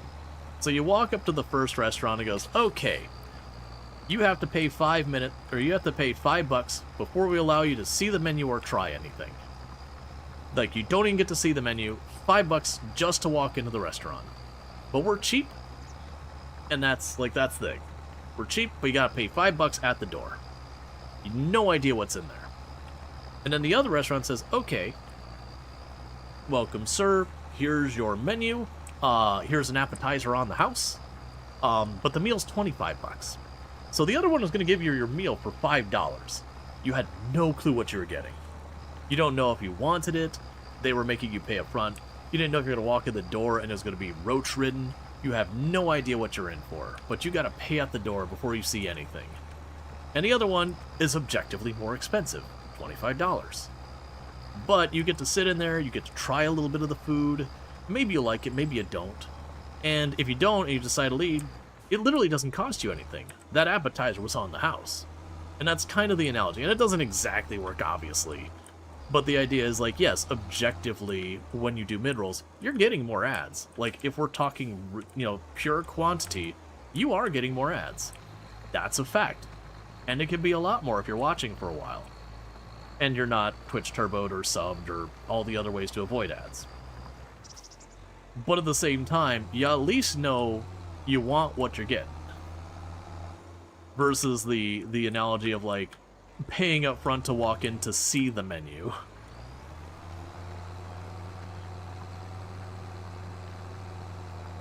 The $5 door fee reminds you of many clubs and bars. Right, but then the idea there's a whole bunch of other stuff going on, and people pay those door fees. But usually that's because you've had a lot of people vouch for that, which is fair. We have that as creators, that someone's like, hey man, you gotta go check that person out. And I would be a lot more willing to sit through a pre-roll if someone's like, hey, no, you gotta go check out Treacle. Treacle's fantastic. And then you got, slapped with the pre-roll, you'd be like, you know what? My buddy said this is really good. I'm willing to wait for it. I'm willing to find out. And then, you'd be rewarded for your patience. But when you're just, like, perusing, being like, all right, I'm looking for farm sim streams. Oh, here's Canadian Farmer, 533. And you click on it, and you sit through that 45-second ad, and you got this guy who's got no shirt on, and he's got his finger shoved up his nose. He's not talking. His audio is terrible and popping constantly. He's yelling at his dog and his kid. And you're like, I waited for this? This is not what I want with my day. Obviously that's an exaggeration. Hopefully it's not that bad. But, and just the same, you can click on one that doesn't have pre-rolls, and then you see the exact same outcome, but you'd be like, well, at least I didn't pay anything to get here. The payment in that case being your eyeballs on an ad. That's the, circling back to, again, like, those common Reddit questions of, like, how do you grow? And I used to be better about taking the time when someone's like, how do you grow on Twitch? I'm like, alright, like, let me pull up their Twitch profile. What do they got going? And the vast majority of the time, it's like, dude, you streamed for like 12 hours, and you probably said 2 sentences. And those 2 sentences you couldn't make out because it sounded like, your microphone is either like in a wind tunnel or down the hall. Like, you don't need to have a professional kit at all. Like, you can get away with a $20, like, crappy headset mic if you take the time to set up your filters. And you're very careful with that. But you can do it. But, like, you'll like, half the time... And there's exceptions. There's definitely people I've checked out who they're like, how do you grow? And you pull them like, how aren't you growing is the real question, because you are nailing this. There has been 1 or 2 creators. I wouldn't say, like, I've taken them under my wing. I don't want to over-exaggerate. But there's definitely been 1 or 2 creators where I'm like, hey, no, you should check this person out. Like, I've gone to other people like, no, you should check this person out. They're playing that game you like. And, like, they are an unfound creator. Like, they are really good. But, that's very rare. Most of the time, and this isn't to say, like, if you're, like, a smaller creator, you're terrible or whatever. But, like, the people popping on Reddit, not reading the side column, and just randomly being, but how do you grow? It's probably, like, 19 out of 20 times, if you pull up their stuff, like, again, they're not active, they're not talking, they got horrible background noise, or just audio problems in general, or they're doing something, like, when I say niche, not niche as in interesting, but something so niche that nobody's looking for, kind of thing, that, there's just not a way to find them. It's not that there's not interested people in that, there could be, but there's not a way to get the potentially interested person to that channel, because there's not a path of discovery with what they're doing. But see, the Reddit anti-ads stance annoys you too, because they don't expect creators to practice any self-care. We're expected to not stop, take breaks, push through, because people who won't sub to us don't watch the ads. Yeah, and then, like, you'll also have, there's a lot of kind of, I won't say false information, because it's more nuanced than that. There's a lot of times people are like, oh, the worst thing about these ads is it doesn't pay creators anything. I'm like, well, it does though. Like, very, very genuinely, not counting the sponsorships going on, for the money I get from Twitch directly, most of the time these days, the ad revenue is pretty close to half of it. And that's Twitch, that's subs, bits, and ads. That usually about half of it is ad revenue. And again, I run the minimum required amount of ads to get rid of pre-rolls, not a second more typically. And part of that is I'm not the best at advocating for subs. Like, I don't do a good job of giving people reasons to sub beyond just wanting to support. I've tried things, but I haven't gotten anything to stick. I actually have an idea I'm working on off stream that I'm not going to discuss yet, because there's a lot of work left to do on it before it's ready to show that I'm hoping it'll give people something that feels like it's worth it, to maybe help with that, you know, because you got to monetize yourself, yada yada, got to pay them bills, get that bag, all those things. But you know, the idea is you want it to be that people feel like they're getting something back for it, and genuinely they are. Like that's something that they feel is worth it. But yeah, but you'll have a lot of people be like, well, it doesn't pay anything. And I'm like, I'm sorry, it's like, I full-time, this is my primary income, and from my money from Twitch, that's about half of it. Again, it varies wildly. If someone drops 100 sub gift bomb in a month, that's going to, like, massively overtake. But that's not normal stuff you expect on any regular basis. Like, super appreciated, but that's not, you don't count on that, because it doesn't happen very often. Like, it's pretty rare. I've had that, like, 2, maybe 3 times, like, that giant, you know, sub bomb happen over, I'm, like, what, 5 years into streaming now? So you're talking, like, once every 2.5 years or so. So, like, the vast majority of the time, like, the ads end up being a very considerable amount of the revenue. Now, again, the key word there is that's off Twitch. I've been pretty transparent that when we get to times where, like, games are doing sponsorships, I keep hitting the worker button to go straight, and we can't GPS enter making a field. Which is why you keep seeing me stop, and then the tractor be weird, and you see the message up here. But, when you get to these months where there's lots and lots of releases, it's somewhere in the ballpark of about 2.5 to 3-ish, it all depends on the amounts, of these sponsored streams where, like, a game has me play their game for 2 hours or some change. It's usually somewhere in the ballpark of 2.5 to 3. It varies a little bit because not everyone gives the same rate, or maybe they only want an hour, not 2 hours, and yada yada. That usually comes out to the point where it overtakes the amount of money I make on Twitch. It's one of the reasons why I do take those sponsorships, but those sponsorships are always stuff like games that I would play anyways, or I would be willing to play anyways. Some of them, they're not on my radar, so it wasn't something I would have played if they hadn't reached out, is certainly a thing. Like, what was it, Rabbit Hall? I enjoyed Rabbit Hall. That is a game that would have not been on my radar at all if it wasn't for the sponsorship. But I enjoyed it. I'm glad we played it. It was sort of, it was kind of tower defense-y. It was kind of like, Cult of the Lamb, but less cult vibe. But with, like, some tower defense elements and some base building elements. But, like, similar art style and all that. It had Twitch integration that was pretty fun. I got to kill chat a whole lot of times. Sweet justice for the times I was killed in, like, RimWorld Twitch integration and everything.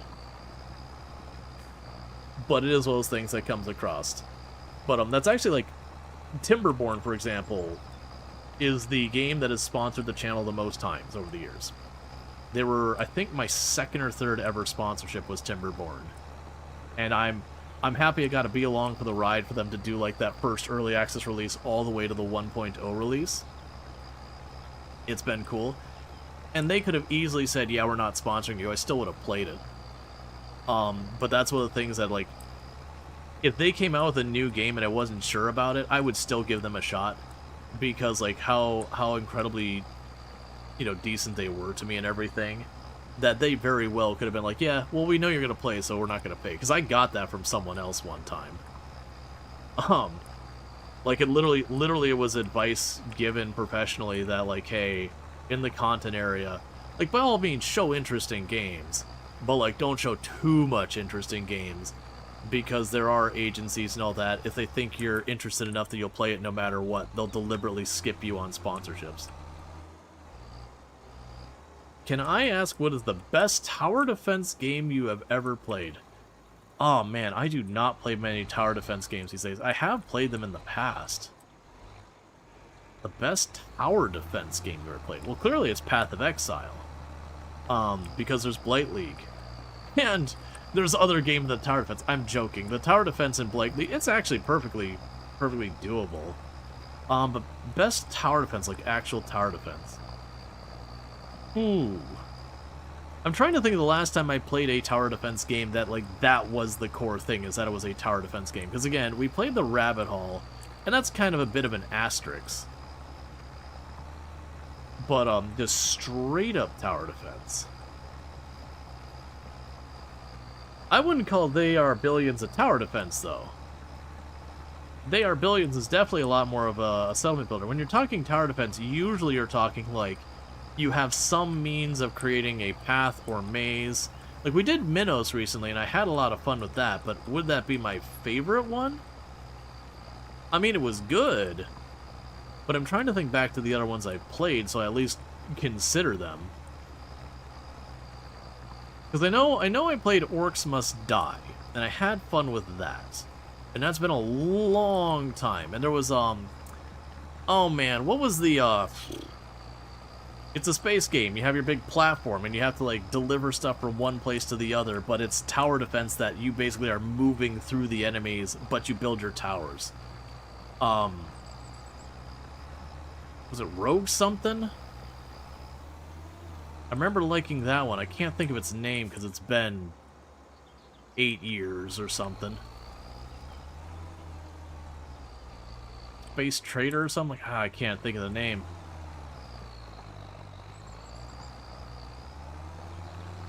Factorio? I mean, Factorio does have that. But no, it was a game that was strictly, like, it was a tower defense, but the gimmick was instead of the enemies moving through the path of your base, you were a ship moving the towers through the enemies.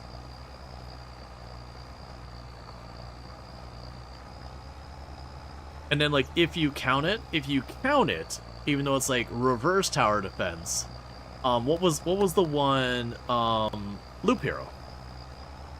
Loop Hero is not really tower defense, it's kind of reverse tower defense, but it's tower defense adjacent.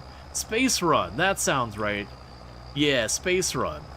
I enjoyed that one, but that's another one of those ones, it's like, is it tower defense? Sure, I would say it's tower defense. But if you're saying, like, is it tower defense in the, you work the enemies through the maze kind of things, it's an asterisk. Because it's not that kind of tower defense, it's its own kind of different tower defense. I'm sure there's been others who have mimicked that idea by now. You know, some who probably did it, like, legitimately well with, like, actually taking time and care, and a bunch who were just like, that's an idea that our people aren't doing, let me just crap out a bunch of slop. You'll get a bunch of, any game that does well, you'll get a bunch of slop that comes out, and then usually sooner or later you'll get a couple of, like, genuinely, you know, fully baked options as well. But the slop gets there first, because they don't put effort into it.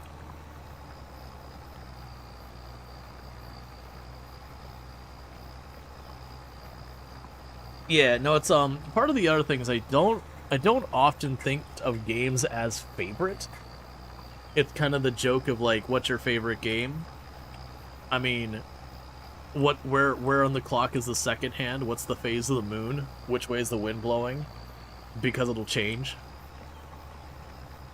Like, what am I in the moon for? So it's always a tricky, and it's not me trying to be difficult about it. But, like, would I call Path of Exile my favorite game? Well, it's a game I played the most on Steam. Would I call it my favorite game? I would say it's one of my favorites, but even that's a little bit of an asterisk there because I haven't played the last couple leagues because I just don't have the time. And then Path of Exile 2. Well, I know they've made a lot of changes that put it a lot more in tune of what I love about Path of Exile. Path of Exile 2 really doesn't kind of land the same.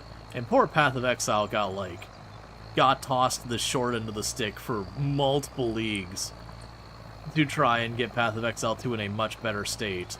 Even though the first thing, like, I was at ExileCon when they're like, don't worry, Path of Exile 1 has its own team and its development will not be affected by the release of Path of Exile 2 because they have their dedicated team. And I remember turning the person next to me right there, it's like, there's no way that lasts. Not even as a comment of GGG or whatever, but I have worked in software development for entirely too long, and whenever you get your sequel product that comes out, it is going to cannibalize people from the previous team at some point, and usually not long. It's just the higher priority, and when you're short-handed, that's where the people are going to be put. It's the same thing of, like, whenever a tech acquisition happens, it'd be like, don't worry, we are not going to go, like, we're not going to sunset this thing. we're going to keep them their own separate company. It's like, nah, man. That's getting integrated into the main product, or it's getting axed. That's the two outcomes. It might take you 2 or 3 or 4 years to get there. You might get a little while. But ultimately, if they're doing this, like, you are being integrated in the main product, or you are going away. All depending on what value you see there. I've never seen that last otherwise. Like, you'll have weird situations where it'll be kind of external, but, like, there's a partnership, and they, like, dip into each other's things, but they kind of operate as separate teams. And I've seen that last for a little while. I don't think I've ever seen it last long term. But yeah, if you're acquiring someone, it's because you're looking to expand your product or expand your product line or whatever. You're not just going to keep them way off there in their own separate thing, unfortunately. One of the reasons I don't like tech acquisitions. As someone who's been on the acquired side or the acquiring side, not as the one calling the shots, mind you, as just a developer under that, I go by the stance, I have never once in my life seen an acquisition that was beneficial to the employees and customers. I've seen it very, very, very good for whoever was on the top of the pile in the stake and the shareholders. A lot of money to be made there. But for the staff and the customers, it's always been bad news because it's one less competitor. Potentially, you know, if they're in the same thing, if they're like, you know, wider, it gets a little bit more complicated. And then for the staff, there's always redundancies that get axed. And usually you end up with even less staff half the time on the other side of it too. They'll use it as an excuse to axe even more people than were involved. I've kind of made the joke once or twice that if you know, like, if they sat me down in the Oval Office and they said, you get to write one law, I actually don't think I'd be able to make a decision there. But that is one of the decisions that I'd be, like, considering is, like, no company's allowed to acquire another company once they're over this % market share in any market. Like, you get 10%, you're cut off. No acquisitions are being acquired. You're off the table. You gotta outcompete each other to grow your market share. You can't just shut down your competitor by acquiring them and turning the lights off. Because that happens a lot in tech. That happens a lot in tech, where you will come up with a competing product with someone else who's got a lot of money, and it'll be like, hey, CEO of that other company, if we throw like $10 million at you, can we make this go away? And understandably, someone who's poured like 10 years of their life and be like, $10 million? Yes. Give me the money. I'm out. I'm taking a vacation.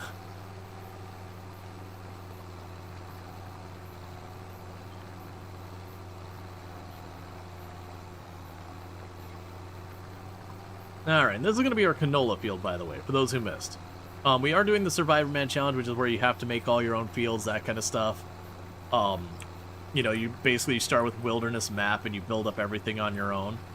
But on top of that, we are randomizing our crops, and the way we're doing that is each time I finish a production, you know, a crop and its production line, we spin a wheel that's got all the crops in the game on it, and we choose the next crop. Which, to be clear, once a crop has been rolled, we remove it from the wheel. That way, you know, new stuff happens. So far we've had sugar cane, which we've been doing. That's what this is over here. That's all our sugar production. And the sugar cane field is that, you know, what's on the other side of it. We just did the, actually, we didn't just do the harvest. It's about due to harvest. But, we got that. The second crop we got is it's kind of hard to see, but on the other side of that kind of bluish building in front of me, that bluish building is an oil mill. But that little gray line out in the distance, that's a big platform that we've got a long grain rice farm on it. And so we've been growing long grain rice up there.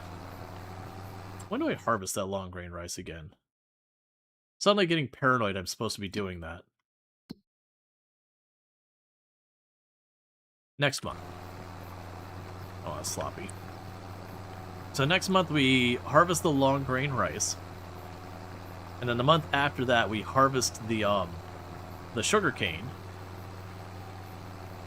And then it would actually be the month before this month. So it'd be, you know, was it July? That we would actually harvest, I believe, the canola.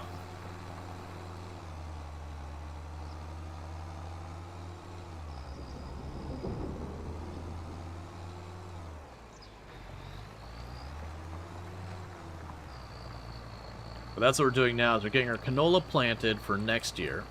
And then we already have the oil mill there. So assuming this is enough canola to be relevant to that oil mill, we would do that. Now, the big question here is I have plenty of money to get the, to get in our chunk of land. I'm going to guess that this isn't going to be enough canola, that between the canola and the rice that we keep that oil mill running, because the goal there is to keep the oil mill running, if not 24/7 the full year, in that ballpark. But that would be the question then of, let's say as long as it's running more than 6 months a year between the two, we will consider it acceptable that we are doing the production line. And the only reason I'm saying not, like I'm not saying higher than that, is because we still could roll olives.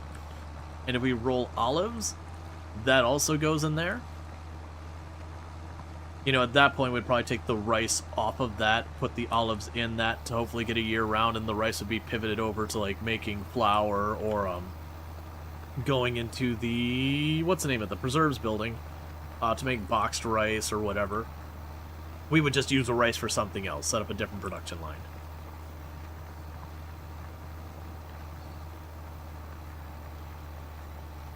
Sorry about that. Okay.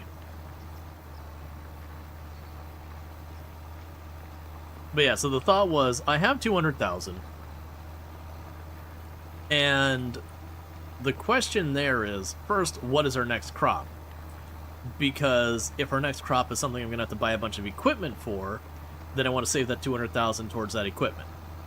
However, if that next crop is something like wheat or barley or something else, you know, anything that I could just get away with my existing equipment and just go, then I don't have to worry about it. Because, like, I already got everything. We can just buy more land and expand, you know, as much as we like. Which works out, because then I can do stuff like this on the months I don't have something else worth doing, like November, December, we can just plow a field. There's no other operations I gotta pay attention to. And so we can just kind of work on it.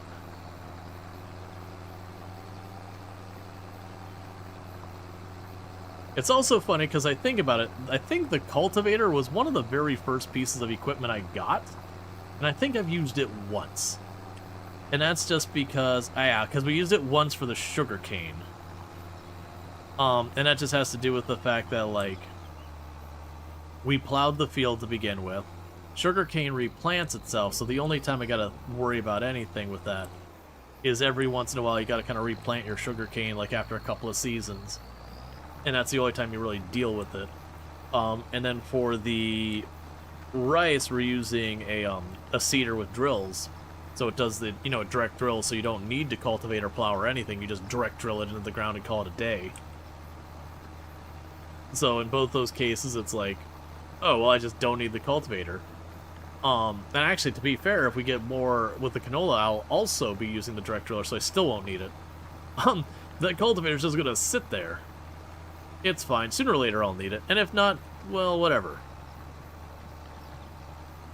I already own it. If I try and sell it back, I'm going to get, like, half to a third at the value, so there's not really a reason to get rid of it.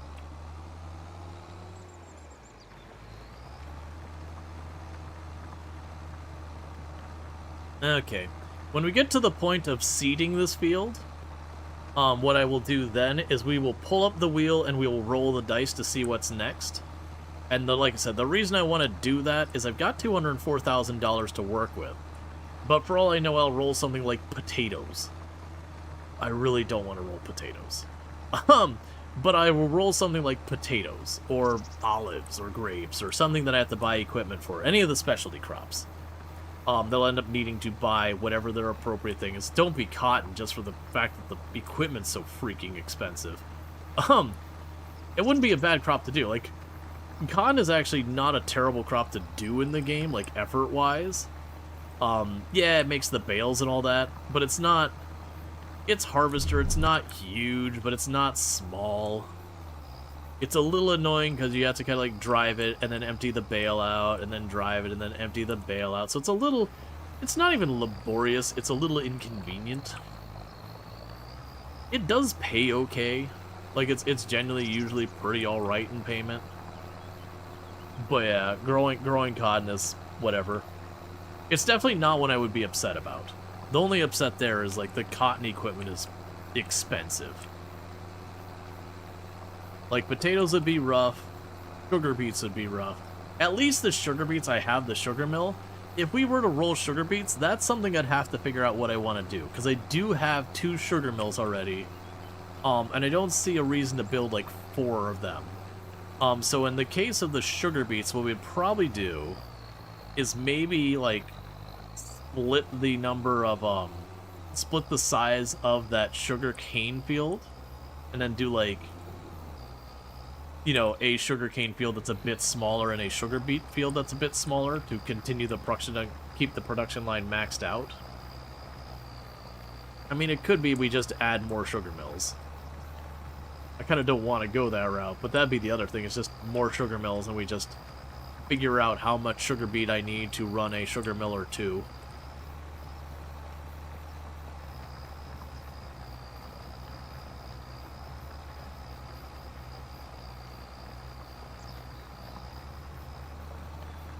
And the field's almost done. And for those who are like, why don't I see the field on the map? It'll show up eventually. One thing I'll need to do is we are using precision farming. So I'll just have to get my thing that like reads what type of soil there is here and do all that nonsense. That's actually one of the big negatives about our rice field. It's on some pretty crap soil. So like most of, it's like a good 3/4 of the field only gets about 75% the yield it should be. Whereas like the one stripe on the very north end that's not that really crappy stuff, or northeast end, is not really that crappy stuff, gives me like the 125% yield or whatever.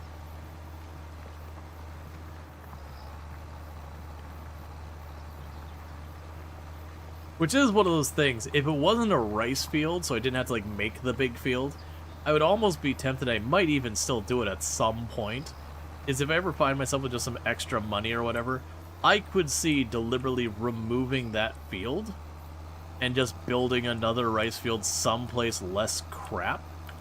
And then maybe we would be then take like that big platform over there, and that could be like my equipment staging area. Like right now it's just all dumped here. But if I start getting more specialty stuff, we're already kind of using this area. So I could see like, in the event I decide to move that field, that platform up there, we could put a barn up there or whatever, you know, to chuck a bunch of equipment in. You know, so it's not just laying about everywhere. I could also see putting, like, warehouses, silos, production line, that kind of thing up there. If not that, we could put animal stuff up there, too. I've got options, but you get the idea. That could become, like, a dedicated area for whatever buildings I need.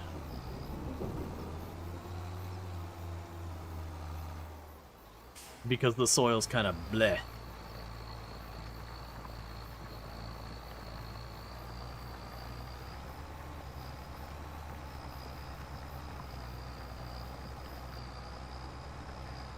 This should be a decent-sized canola field. It's not a huge field, and it's very triangular.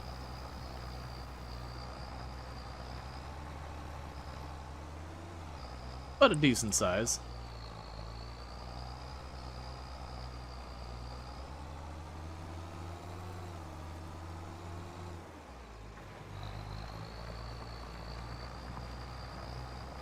Okay. The anti-OCD field. I mean, but that's part of, like, I made the comment earlier, that's part of the reason I like to not cut down a lot of the trees. So, like, the reason it's kind of this weird triangular field, and thank you for the follow, welcome to the stream, is because there's a forest here. And by all means, I could get out the equipment, lob down those trees, give myself a lot more farming space, and I've done that in the past. But then you end up with the whole, like, everything's a rectangle, which can get a little boring after a while. But not necessarily trying to conform to these kind of, like, obstructions, but, like, kind of basically just, you know, if there's a lake, we go around the lake. If there's a forest, we go around that. Now, if I have, like, 1 or 2 trees just in the middle of an area, I'm cutting down that tree and getting rid of the stumps. We already did that, over there for the sugarcane field I had. I think it's, like, 5 or so trees over there. You can actually see them. Actually, you can't. I've got them laying down past the sugar mills. I didn't bother dragging them back to the lumber yard. I just chopped them down and pulled them off of the field off into a corner. And that way, if I ever did need the wood for anything, it's there. Otherwise, it's just laying on the ground. Because none of them were like big trees that are going to be worth any real money. They'd probably give me a couple $100. Maybe 1,000 or 2 by the time I got all of them.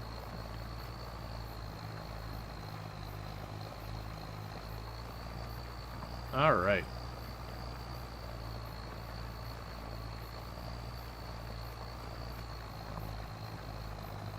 But another nice thing is, since I bought this spot, when I do have a day where I've got a process that I'm just kind of waiting on, so say like, you know, I hand off like the tractor and the seeder, for example, to the AI while I'm working on something else and I finish my job first, rather than interrupting and having to get all sorted out, I can let that run, and we can go and make like the, make ourselves a little road along the side here, along this field, run the little road between the oil mill east-west and all that, like I said I was going to do. We've been kind of decorating things up with like false roads and all, because they don't cost much to set those up. A couple $100 to $1,000 or whatever. At this stage in the game, it's not a big deal. We can like level out the terrain, make ourselves like a little bit of a road to like follow along to make it look like it's actually worn. So then the plan would be, over there we've got like a dirt road going there. That's like kind of a packed dirt looking road. But I'll probably just actually make a gravel road. I just like the look of the gravel roads a bit more. So put the gravel road along the front of the oil mill there. And then the intent is I would put like, not even an actual proper road where you put like 2 stripes of like dirt to make it look like, you know, tractors been going back and forth and just chewing up the grass as they've been going along. So it's kind of just worn down. I'll put that going along the back where they were dropping off the crop for processing. And then the idea is the little worn track wouldn't necessarily go the whole way down, whereas the actual gravel road would go all the way across this to wherever it is I feel it should split or turn or whatever. Like for right now, it'll just go to the end of this field. Probably a whole lot of nowhere.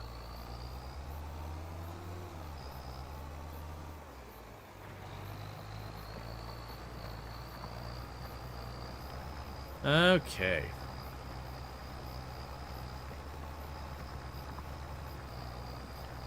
And then once this is done, we'll want to do a real quick pass with our tool that surveys to let us know what type of soil we've got here and all that.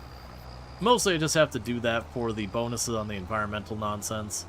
And I also believe the thing that determines how much fertilizer and lime and all that doesn't work unless you do that first.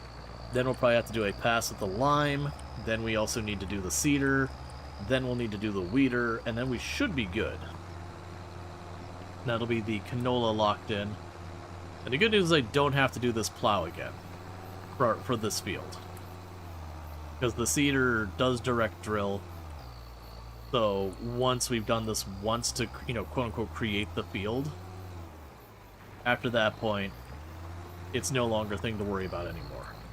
The other thing I'll have to do is I'll have to remember to swap the seed around as needed between the crop types. Now I've got more than one thing to be planting.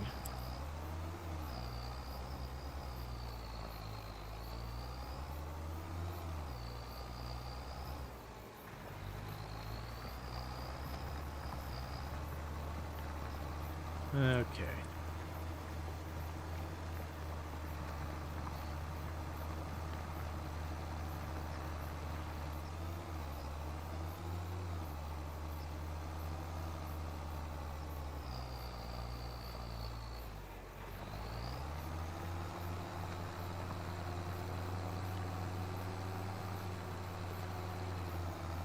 Man, our progress in this run has been very, very good.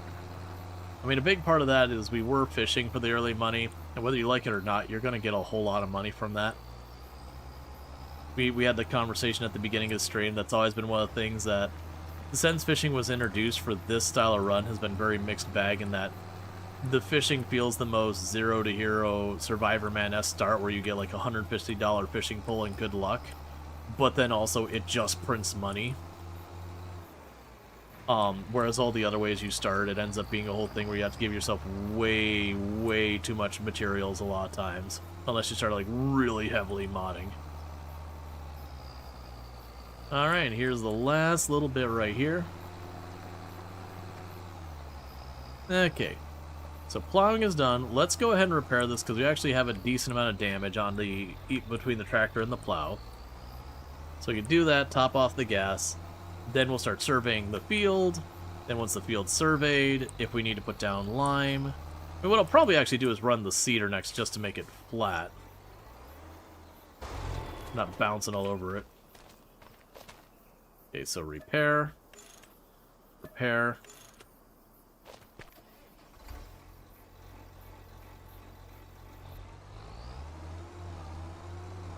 Go run over here.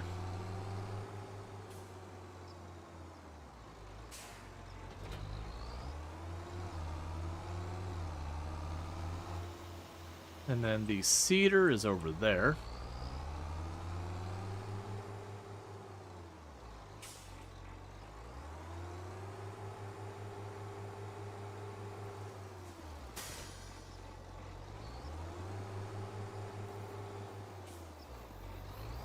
Okay.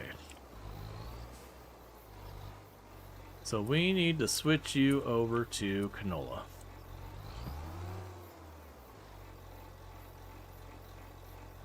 There's the fertilizer.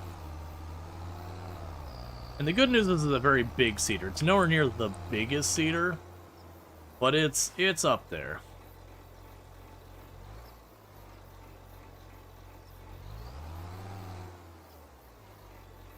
Because that was the very first time we did the Survivor Man Challenge in Farm Sim 22. Because I didn't know half the tricks we know nowadays.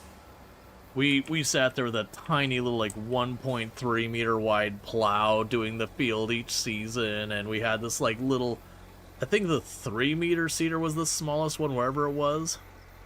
And we'd do that one. 1 second, I'm doing the wrong thing. Oh, no, don't do that.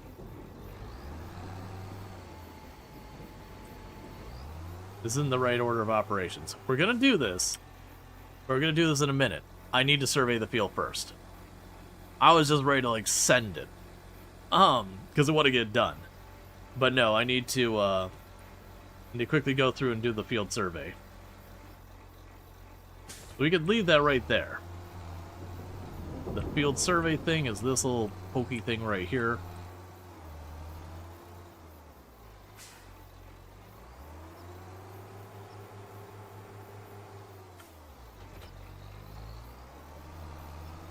I also forgot to top off my gas like I said I was going to.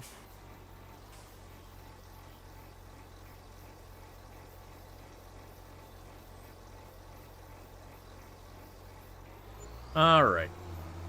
So what'll happen here is as we drive around, we can make the field appear by taking sample after sample.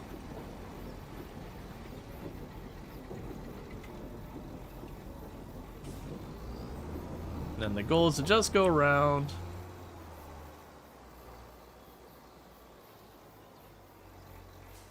until the whole field is visible. And then we send it off for survey for a little bit of money. Then we can see like what our soil situation is.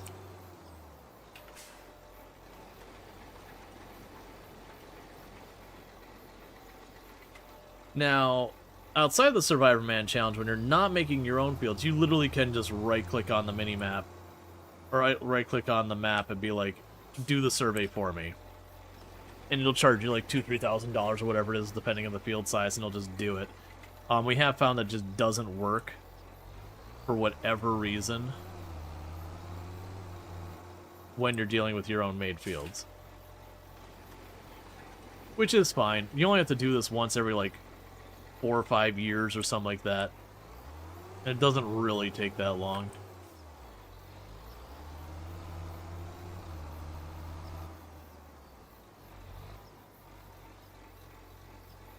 Really not sure how to figure this out.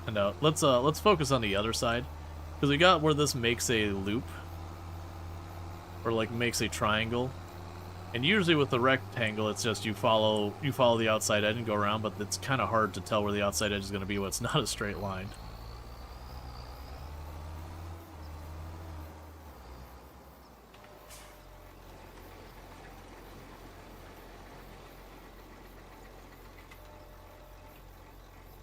Okay.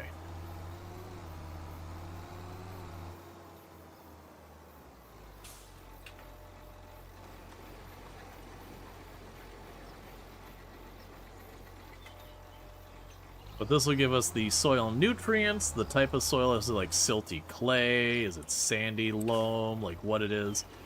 It'll give us the soil acidity. And all you need to know about this one is there are some soils that in precision farming won't give you the same yield as others.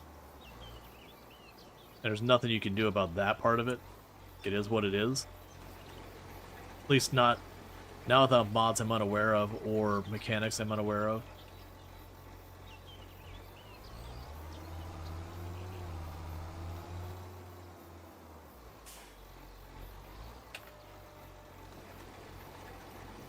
Okay.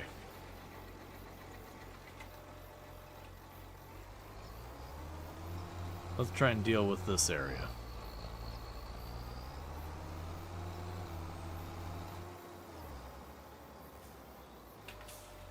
I'm gonna probably overlap way more than I want to, wasting a bit of money.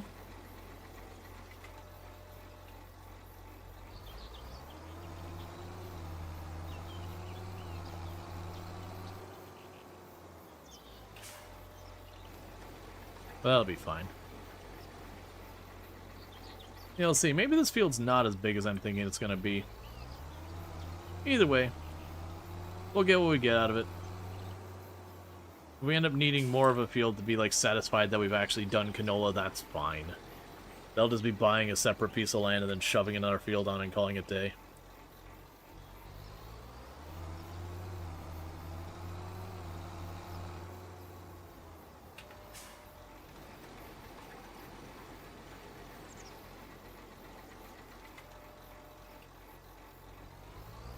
Okay, and I got this one, and then probably 2 more spots over there on the left. And that's the whole field surveyed. Then I do the thing where you send them off to analysis, which will tell us what our field is. And we're going to see how bad this field is.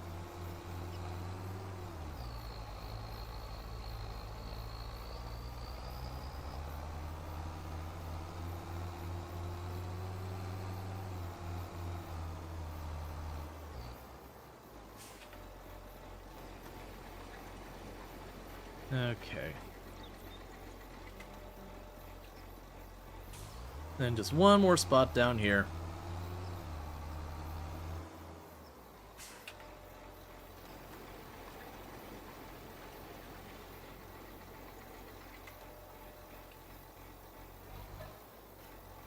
Okay. And we sent them off for analysis. It just takes like 10-20 seconds. Regardless of what the analysis results are, we're still planting stuff.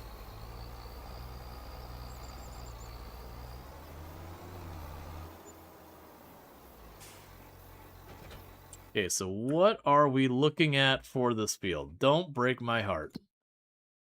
Okay. So. I believe loam and the, I think it was the loam and the sandy, sorry, it's like the loam, the sandy loam, I believe are good. The loamy sand, I don't know. I think it was this section over here, the silty clay. The silty clay, I think, was the bad one. I don't genuinely remember. Regardless of any of that, we are going to be just grabbing this sucker right here and planting those seeds like we had planned to in the first place. And then most likely I'll have to do a pass with lime as well. And then after that, we just gotta weed it.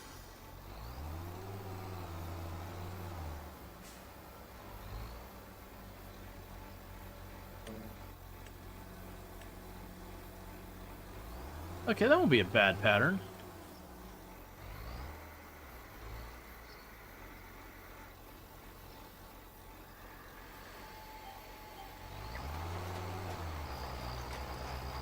Looks like we do the typical head rows and all that. There's probably definitely ways we could cut down the number of rows we got to do a lot on this, but that's okay.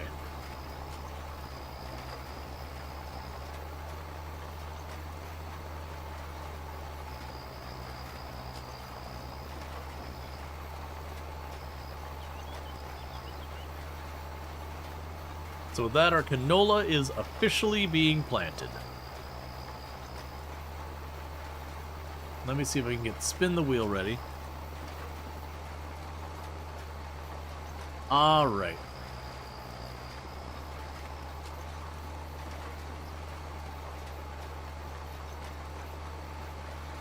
And did I already take canola off the list? Nope. There's canola off the list. Okay. So in just a moment, I'm going to share the wheel as we roll the next crop. Now, we still need to actually do the canola. But like I said, I want to, I mean, we're planting it now. But I need to actually make sure I'm growing enough that it, like, satisfies the we're doing a production line, that kind of thing. But the reason I want to roll another one right away is with all the money we've got left, I want to know, like, what I'm saving up for. Like, do I need to buy a bunch of equipment? Is there going to be, like, some special building I'm going to need to get going? Are we just ready to rock and roll and I should just be buying more land? Like, what's the deal here? Alright, so what I'm going to quickly do is very, very briefly, I'm going to switch what we're seeing. So we got our wheel, and here is rolling for the next crop. Don't hurt me, game. Screw you, game. Screw you so much, game. Potatoes has won. Alright. Okay. Oh, it's a lot of work. They're not terrible, but they're a lot of work. Honestly, so like most of the crops that when you're like, oh, this is rough, it's always about how laborious it is. Yeah, a lot of machines needed, because I want to remember that we can already plant them, but I believe you have to, like, cut the green part off of them, scoop the potatoes up out of the ground, and then there was, like, another step as well to it. So it's like three steps to just harvest them, if I remember correctly. They have their own planter, if I recall correctly. So that's gonna be a whole thing. They also gotta check if their planter has internal storage. Because if it doesn't have internal storage, most likely I will just grab a mod to do that. And the reason I do that is because I am playing on my own, and getting those machines to work nice with the AI when they don't have internal storage is a nightmare. But if you give, even if you give it just a couple liters, when I say a couple, like 1,000 liters of internal storage, just nothing get around a turn with you not perfectly in position. Because the AI, it's not like a regular player who will drive around and maybe lose some potatoes or whatever. Like, it'll just stop and wait for you to get back into position just to inch forward to immediately put you back out of position again. And so it's a whole frustrating experience trying to work with the AI.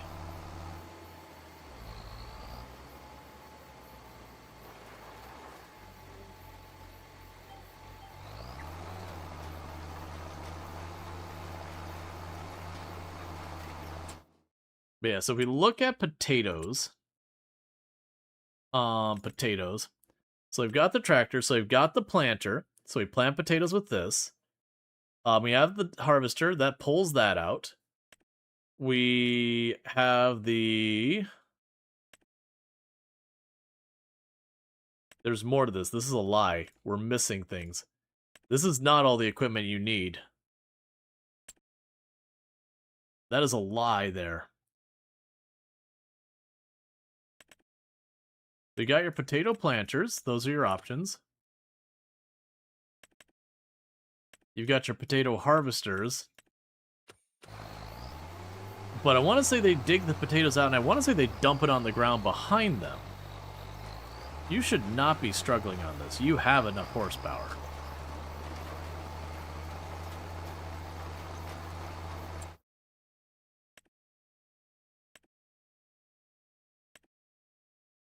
Yeah, so both of those have a very small internal storage. Same with you. Like, they have a very small internal storage. But they are one of those things that you hand one person to deal with it, and you have to be right there. There's no, like, I'm going to harvest and switch back and forth. But I think that's good, having that small internal storage. I should probably figure out what amount of money we're talking. But I think we're talking pretty close to $1 million by the time we're all said and done. You are struggling. But you shouldn't be. You are fully repaired, and you do have enough horsepower for this. And a decent margin. I could certainly have a bigger margin.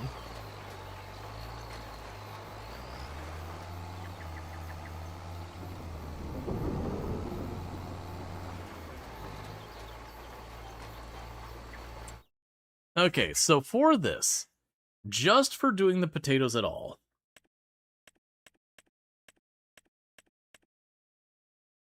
I'd probably want to go for this one. So we're talking 200,000.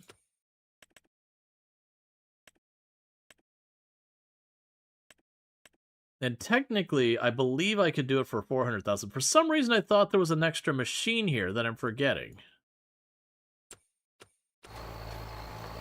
Am I forgetting machine? Was there not a machine to, like, clean the potatoes or something like that? Because I'm trying to remember that I thought it was, the planting's fine. Like, that's normal. You plant in the ground. But I thought there was a thing to cap it off the greens, to dig up the potato, and then to clean the potato. I thought there was. I might be mistaking the green chopping off for the sugar beets. It's an optional process. Gotcha. Most likely, for the purposes of honoring that we are doing the production line or whatever, I will probably do it.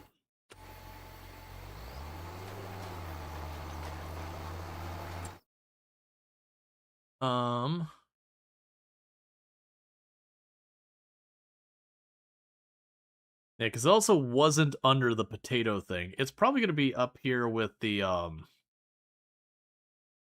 yield improvements.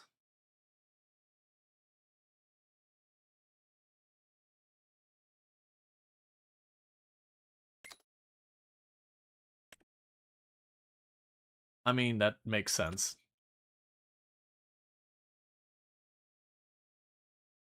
He's trying to see, because somewhere in here...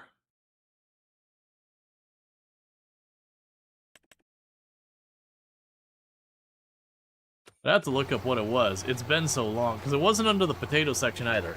But yeah, so it'd be one of those things that, like I said, we get the harvester, and, sorry, we get the planter and the harvester. It seems like, at a minimum, I'm looking around 400,000 for that.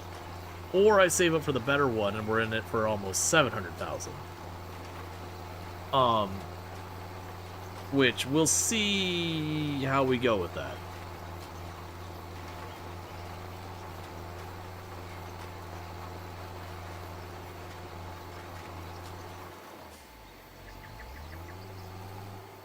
Because I haven't done potatoes since Farm Sim 22. Well, that's not true. I did do, like, one...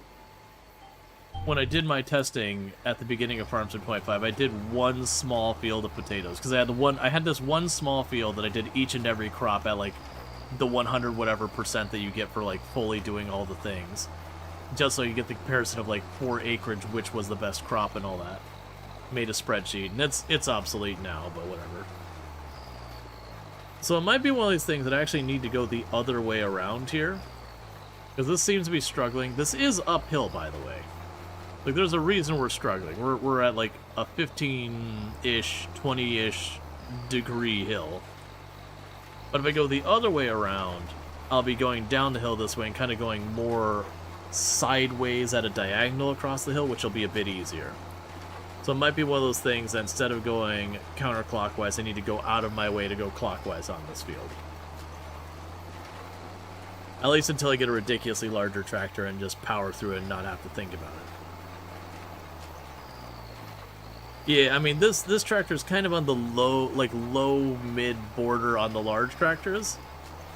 There's definitely way stronger, but we were able to snag this tractor in a really good deal.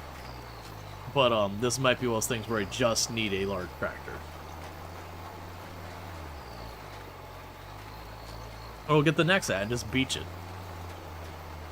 And make it take 10 times as long because it's not a giant rectangle.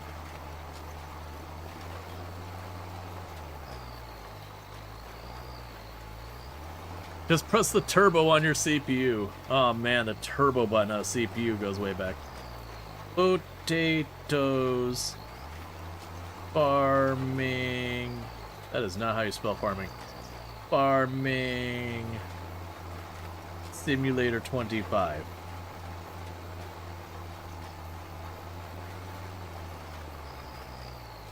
See if I can't figure out what this last thing was. So you joke about it. I actually, even while I was streaming, I used a ball mouse for a while. It's just one of those things that I was dealing with. I keep forgetting what the word for it. So it wasn't carpal tunnel syndrome. It was a precursor for that. It was basically the shot across the bow being like, if you do not do better, you will have carpal tunnel syndrome. And I'm blanking on what the name of it was. But it was one of those things that I was trying to reduce stuff, and I actually used a ball mouse for a while, which was fine. It's still my preference of the regular mouse. It's just certain things the ball mouse didn't work nearly as well with.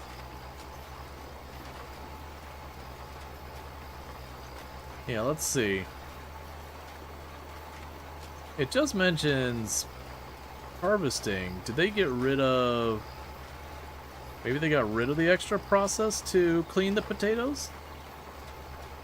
Because I vaguely want to... repetitive stress injury is the category of injury that carpal tunnel syndrome is. And there's like two different names for it. There's it was RSI, which was repetitive stress injury, and then there was, I can't remember what the other one. It looks like there's a little gap here, which is why I'm going over this again. Because it wasn't repetitive stress syndrome, I don't think. But it doesn't matter, because I remember there's a common use for that in the EU as one abbreviation, and there's a different abbreviation in the US, but it's the same thing. But like, so when you look at carpal tunnel syndrome, it is a type of repetitive stress injury. If you look at like tennis elbow, it is a type of repetitive stress injury. So it's kind of like the bigger category. So it'd be kind of like saying, you know, the flu is a respiratory illness, or a cold is a respiratory illness, or COVID is a respiratory illness. Why I make those tire prints? Because I picked up the thing. They don't matter. They're aesthetic. They're cosmetic.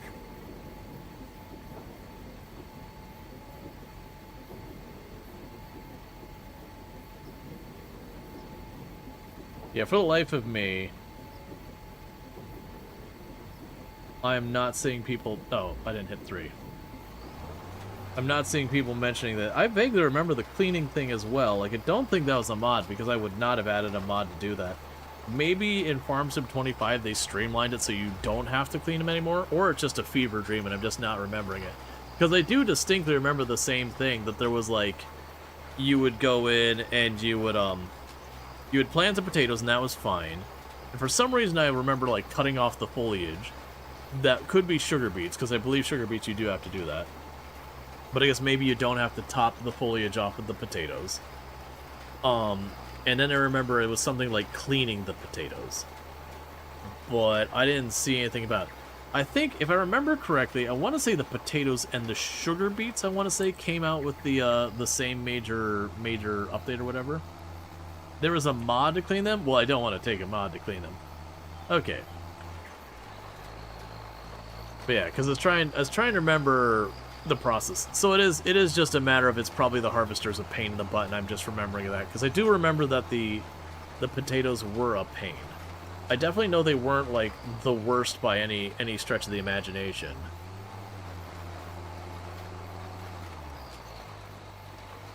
Yeah, so I think in the future when we do this field, we need to override it and tell it to not go north-south.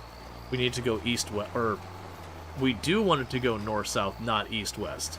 Because of this hill with this tractor, even though I do have a decent amount of leeway on the horsepower, it's clearly not enough. But if we go the other way through the field, like, there's not much of a hill that direction, versus there's a lot of a hill this direction. So if we set it to go the other way 90 degrees, it'll only be the 2 head rows, which if I'm going the other way around, shouldn't be a problem because I'll be going down the hill there, and I'll be mostly going across the hill the other way. So this is a field I need to do clockwise, and I want to make sure the rows are going the correct direction for the hill so I'm not fighting my way up the hill each time.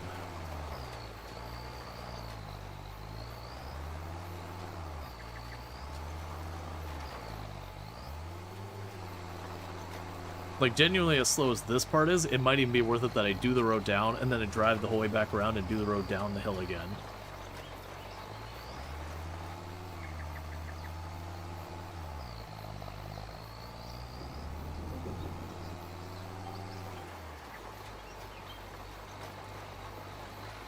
Okay.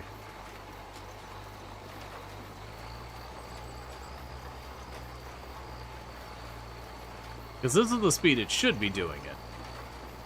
Staying at about 9 miles an hour and just trucking along. Why does it keep missing spots? It's deeply upsetting. I think I'm going to ignore it and just worry about it next time. Because every time I go back over the same spot, I'm putting that much more work in for the same, you know, outcome.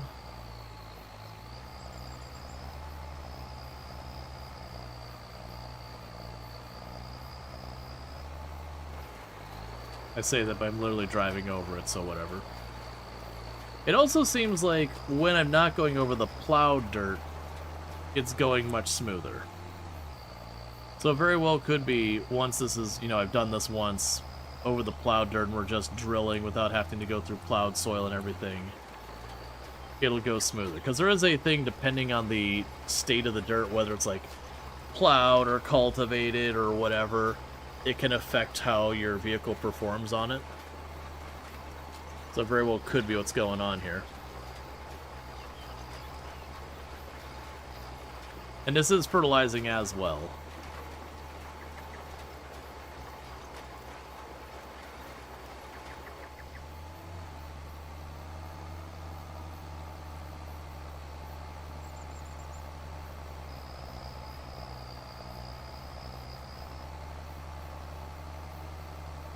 Okay.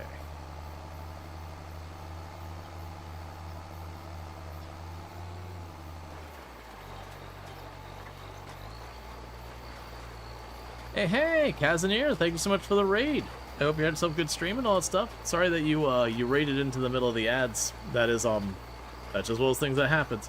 We could get a shout out for Casimir, another fantastic content creator. Plays a lot of like simulation games, the occasional like factory automation. Doing some windrows recently. That is not what I expected, but still, I hope you had a good time with windrows and all that good stuff. But definitely a solid creator, someone you should probably check out and all that stuff. Good times are there. But thank you so much for the raid and all that. I do hope you had some good stream and all that stuff. But hope things have been going good for you. Haven't seen you in a hot minute. But yeah, I was done like lots and lots of like simulation, factory automation, that kind of thing. Windrows says, you hooked? Hey, I mean, from what I've seen, it's a good game. It's not one I've played yet myself, but I've heard nothing but good things about it. I mean, that's not true, actually. I've heard some negatives as well, but I've heard mostly good things about it. Like, I've heard it's good, but there's definitely some jank in there.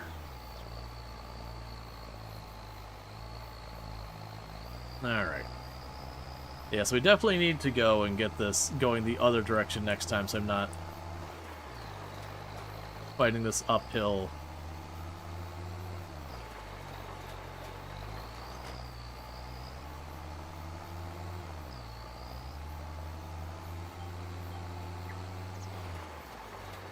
Okay. But for everyone popping in, I am Rual, Storge, do play a variety of games here on Twitch. Oh yeah, and also before I get, if you're looking for like factory automation, simulation, that kind of stuff, windrows, you can find that over there with Casimir. Definitely good times, all that stuff. But you know, drop that follow, all that good stuff. But welcome in, Raiders. I do play a variety of games here on Twitch. I'm most known for my exploits in Project Zomboid, where I used to hold a world record for the highest kill count run ever stream. Got a raid run? No, absolutely no problem. Do your self-care, do all that stuff. Again, thank you so much for that raid. And all that good stuff. Today we're playing some farming simulator. We did a good 5 or so hours of Planet Coaster 2 to check out the new update that came out today, and it was a lot of fun. But it was mostly like the arcade was the big new thing. So we checked that out, made a bunch of money doing it, all that. And then rather than just like keep committing to building it, I was like, you know what? Like, that's the only major change. Let's go ahead and just wrap up with something that's nice and chill. So I've been doing some farm sim where we're doing the Survivor Man Challenge. For those unfamiliar with the Survivor Man Challenge, basically you start on a map that has like kind of no civilization. You've got like where you can buy tractors and sell stuff because you need that for the game to even functional. I think you're speaking on mulching, but on potatoes, it's not needed. Yeah, no, that was what I was trying to remember, is, what I was going to say is we are doing it, not only that we're doing the Survivor Man Challenge where we started with nothing, we had to work up from it, on a map that doesn't have, like, pre-existing fields for the most part and everything. On top of that, I'm also rolling a wheel to choose my crops. So we started with sugarcane. That's been rough. It's over there, behind my, my sugar mills, and all that. And then we got to long grain rice, which is right in front of me as I'm turning now. That's what that big platform is my sugar, or my long grain rice field. And then the next one we got was canola, which has been kind of a thank goodness. Even though canola doesn't pay particularly well, it's at least a straightforward crop that we just put in the ground, do the thing, and then harvest. But the next one we just rolled was potatoes. And I was trying to remember potatoes because I've done it before in a while.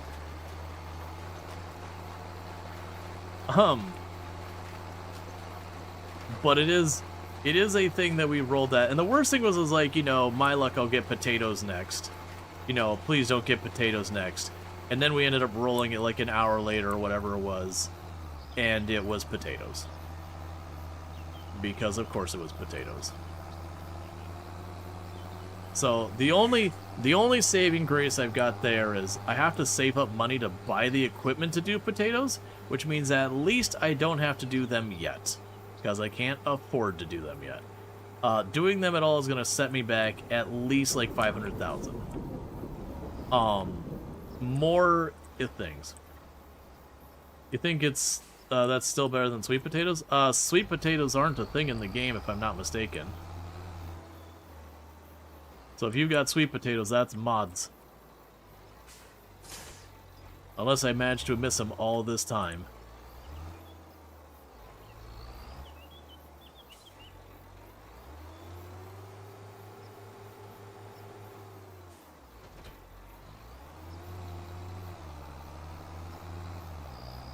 Okay, we're gonna need to put lime down because that's a brand new field.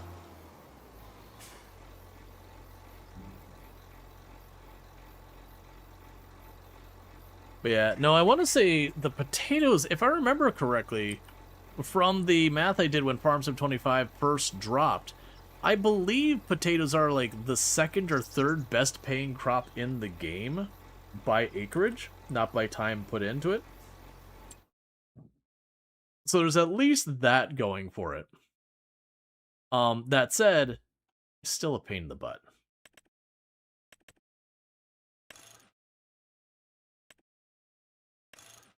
Give myself more lime. Don't you need to plow with lime together? No. So, with the way Farm Sim works, is think about like just spreading the texture. In real life, yes, you have like orders you have to do these things. But in Farm Sim, I can do like I can plant, I can lime, I can fertilize in any order I really like. The only catch is I do need to weed after I go and I do the planting. But like I don't technically actually have to wait for the weeds to grow, which you would need to in real life if you're using like a weed or whatever. But farms is like, whatever.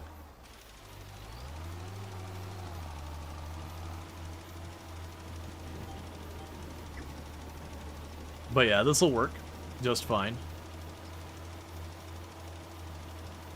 Because all it's doing is when the month is passing, it goes, it's time to check, like, how much I've grown or whatever. It's just checking your numbers and being like, what's the pH, what's the fertilizer, all that. It just has, like, a multiplier it assigns it. Like, and you can see it when you put your mouse over, it'll be like, this is 121% yield field or whatever. And then, you know, if stuff like weeds come in, they'll penalize it, that kind of thing.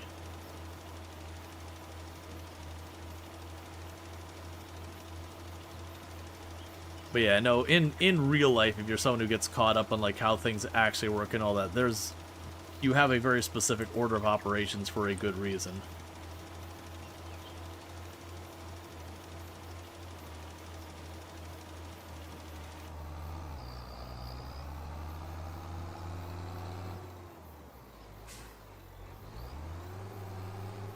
Too much info, we just want to grow them? Exactly.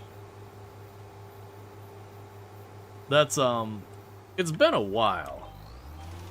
But we've definitely had people who pop in who are like, the way you're doing it, if you did that in real life, the crops would die. It's like, cool, well, this isn't real life, so, I mean, that's fine.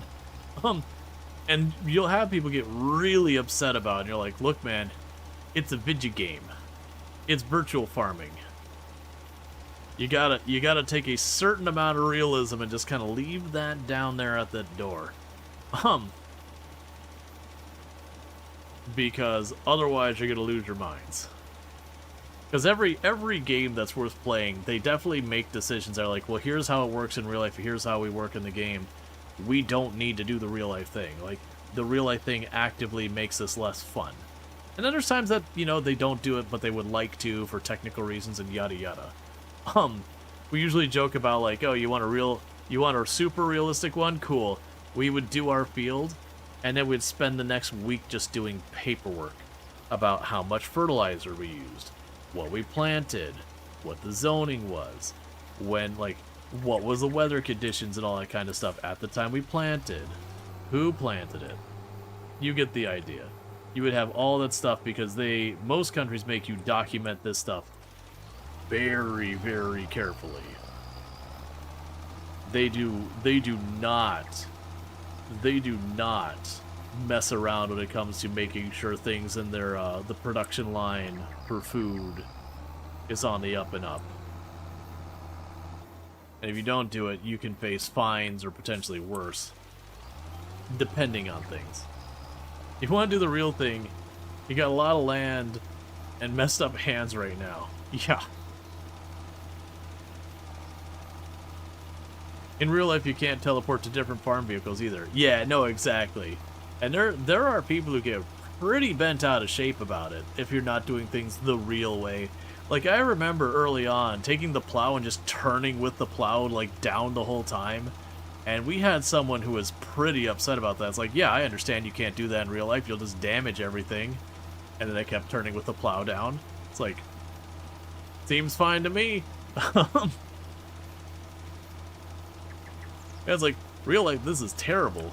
Someone's breaking something here.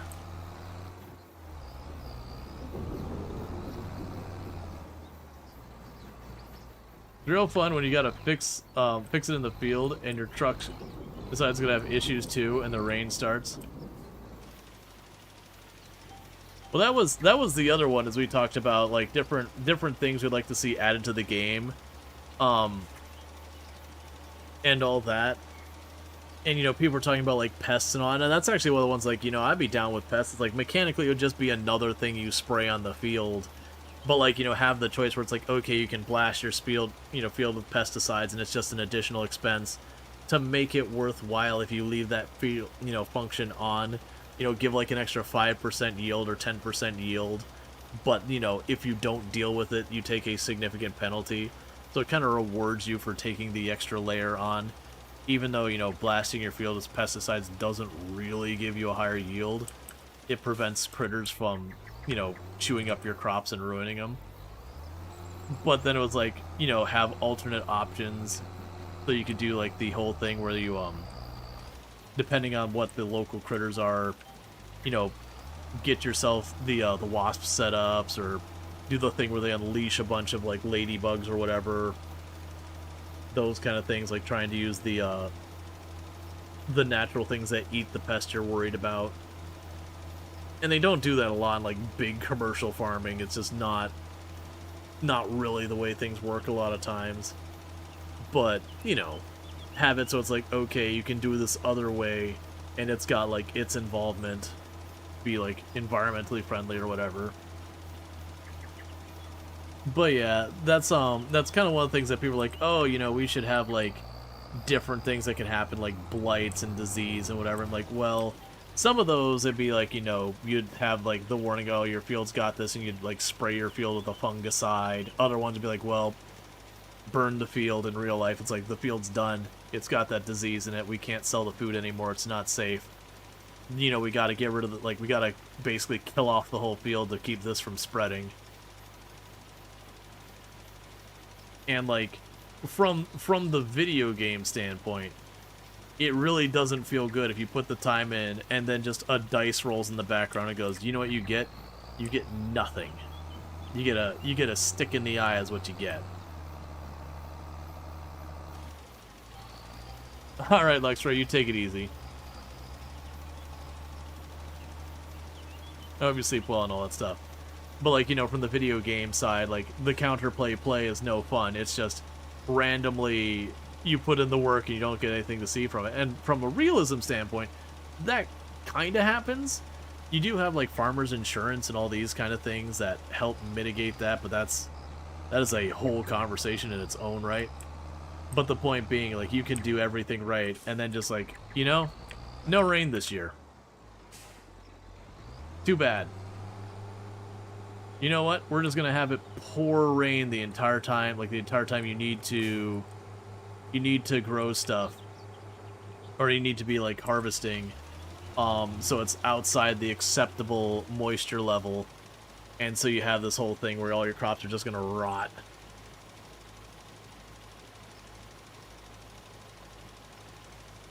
Yeah, so you just get the idea. Like, yes, those are realistic things, but also, from playing the video game, would just be like, what's the fun of this? It would just be a thing you'd implement and people would turn off, because it's just not fun. Yeah, exactly, Invader. It sounds like a setting to disable. Yeah, it'd be like, yep, this thing here I'm gonna turn off. That's kind of what I did. So like, they added the they added boar, and then the idea is the boar will show up, and what you can do is you can put feeding troughs along the edges of the forest, and the boar just eat from the feeding troughs and they leave your crops alone. And to me, I'm like, okay, I'm kind of glad that they added that, but also, I'm not going to bother with that crap. Because all that means to me is just taking the time to build a bunch of feeding troughs regularly for something that doesn't even give me something in return. Like, if it was a setting that you turn it on, they're like, hey, if you deal with this extra hassle, we'll give you an extra 5 to 10% yield. Sure. Fine. Even though that makes no sense from the realism standpoint, sure. I am down that you have to do more work, but there's at least something you get on the other side of it. Otherwise, it's just very genuinely whole thing. Unless you also build a hunter blind, they'll never have hunting in the game. They'd have to increase the age rating. Feeding troughs to make sure the boars can reproduce and grow many. But yeah, again, farming sim with the age rating, if they add like butchering or whatever, it will require them to increase the age rating in a bunch of places, which suddenly means they can't sell it in all the same places they already are. Or not in the same places, or not in the same way. So like, that's the reason why we don't make wine in the game, we don't make beer, we don't do anything like that. Because very generally, the moment we did that, there would be increase in age rating. Yeah, so you want me to roll it? I'm probably not going to do that, though. Because I cannot be fussed.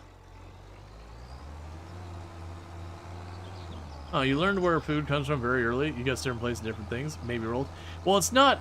To be clear, Cinderlash, it's not about trying to not teach you where food comes from. It's... When it comes to certain behaviors done with animals and all that, they have age ratings on the game. So, like...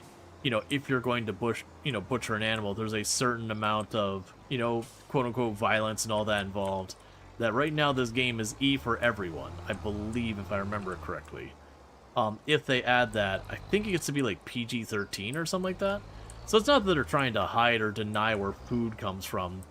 It's, you know, it just gets caught in with the rating that anything else where you're like, you know, hacking something apart violently, you know, it gets caught with the same age rating, because when they come up with those age ratings, they didn't go, well, we want this to apply to farming. They're like, oh yeah, no, if there's blood in this or whatever, we need to have this.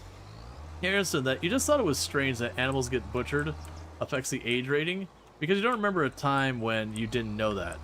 Yeah, well, I mean, there's a difference between knowing that animals get butchered and then, like, participating.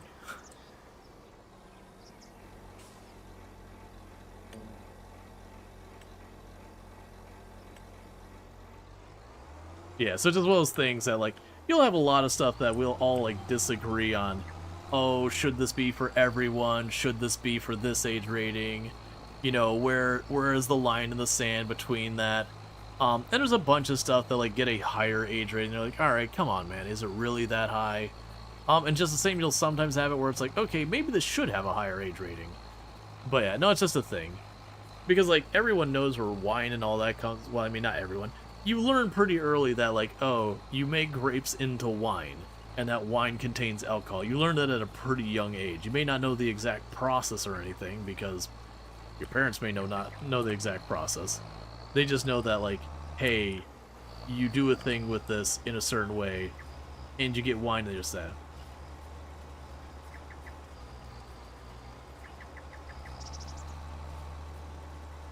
Yeah, no, absolutely, Cinderlash.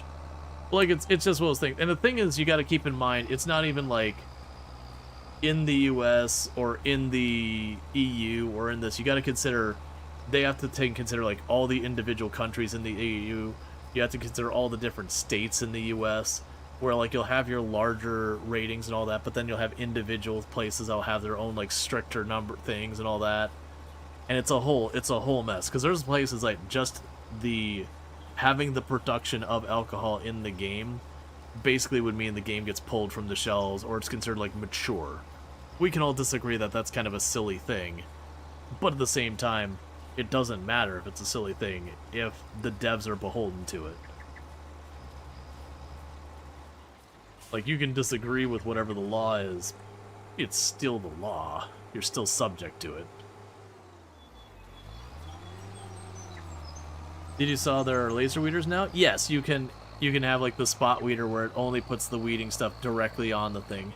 The up and downside, like, it's really good when you get there. It's really good when you get there, but like those equipments do have a surcharge on what they cost. Yeah, I remember China censoring blood in cartoons to be white, which makes everything feel way different and less appropriate. Yeah, so it's not that they censor it to white. They'll censor it to other colors. So you'll see like green blood and blue blood and all that. But you won't see red, because that's the one that's censored. But you'll also see white, which, yeah, can sometimes get very weird. But in your childhood games, in Germany, it was green blood. So there's that. Yeah, no, and there's definitely... And those, like, rules change and all that.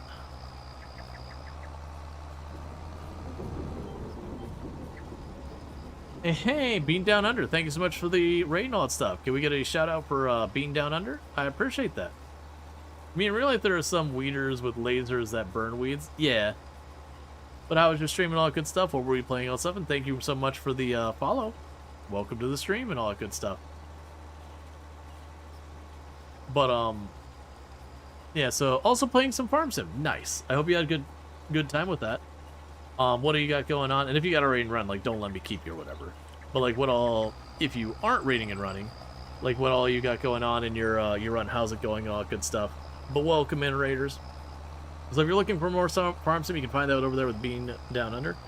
Working with Judith Plains. I'm assuming that's a map that I'm unfamiliar with. But, I do hope you had fun with all that stuff. We're doing the Survivor Man Challenge with a little bit of a twist that we're not choosing our crops. We get a big wheel and we push a button, and we hope for the best. We are not doing good. I don't know what winning is in that particular situation, but we are definitely losing. You can make beer and whiskey? Gotcha. Yeah, for the record, we were just literally talking about that the reason why the game doesn't have making alcohol in it is because the age rating. Mods allow you to get around that. But the base game will never have the ability to produce alcohol or butcher animals because it would change the age rating of the game. Not drawing potato is winning. I mean, that's fair. Yeah, to give you an idea how it's going, so we've done a number of streams in this run. We're actually getting some pretty good progress. I'll show you around the farm once I'm not in the middle of doing my weeding on this field, which is our brand new canola field. So of the crops we rolled, so brand new, got things going. All right, what is our first crop that we're going to get going? We, made money fishing and all that kind of stuff to get the run off the ground and all that and go, cool. It's time to figure out our first crop because that's where we're going. Spun the wheel and sugarcane. Not the worst, but pretty bad. It at least pays really well. It's very laborious, but at least sugarcane is a very lucrative crop. So at least it's not all bad news. So we've got our sugarcane field right over there, just past our 2 sugar plants going on. And that's been where most of our money went. You're like, all right, no problem. Second roll of the dice. What are we doing for our second crop? And the rule is I have to actually meaningfully do it. I can't just be like put down like a little 1 foot by 1 foot square thing and be like, doing sugarcane, it counts. I can't do that. I have to actually set up a production line and do like a respectable amount kind of thing.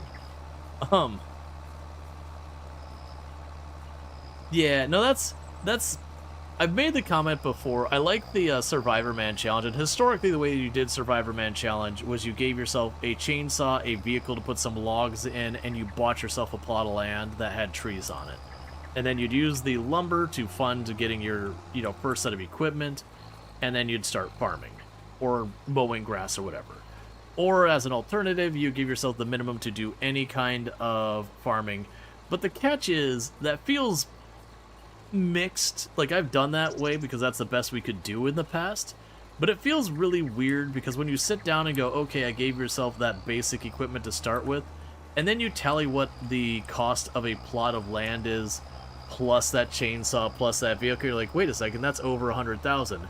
So literally, if I did a start from scratch run and gave myself $100,000, that is arguably the harder run, and it always felt weird. And it's more about like the thematic than the actual challenge.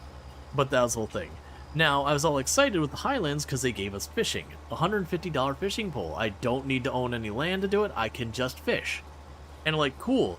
This legitimately gives us the ability to have a far more reasonable, like, Survivor Man challenge. I am a person starting with a fishing pole and building from there. Except for those who don't know, when you fish, as you release fish and you get rid of trash, it becomes one of the single most lucrative things in the game. You will make over $1 million in it relatively quickly. In a couple of single-digit hours, you can make $1 million in that. And you could choose to not release the fish and just take the $200, $300, $400 you get per fish, and it's not amazing money, but honestly, it's not bad at all money. Like, very genuinely, for your time, it's actually pretty decent. But the trash, you can't avoid doing that. So even if you didn't want to take those really big bonuses that just hucks over the fence at you, you don't get the chance without, getting mods to disable it. And so it is definitely one of those things when it comes to Survivor Man Challenge, without getting into the mods to, disable that stuff. They've given you the thing to do what feels like a genuine Survivor Man Challenge, and that's it. But what if you threw some garbage into a bin and someone just cut a check for you and threw it at you and said, take it. And so it is definitely one of those things. Now, granted, I did see that from Spark's channel, I did see that they have the hand tools mod. They've got a new hand tools mod that's pretty good. Because I definitely tried to do a hand tools Survivor Man run in Farm Sim 22, and all the hand tool mods in 22 were real janky. Like, they could be fun, sure, but because you effectively make your character into a vehicle with a hand tool attached to it when you're grabbing it, things get weird and look really weird as well. But it looks like the hand tools mod that we've got now, while it still does that same thing, because functionally just how the game works, that's what they have to do, it at least doesn't look nearly as bad. Hey George, how's it going? Alright. We can go ahead and put this away.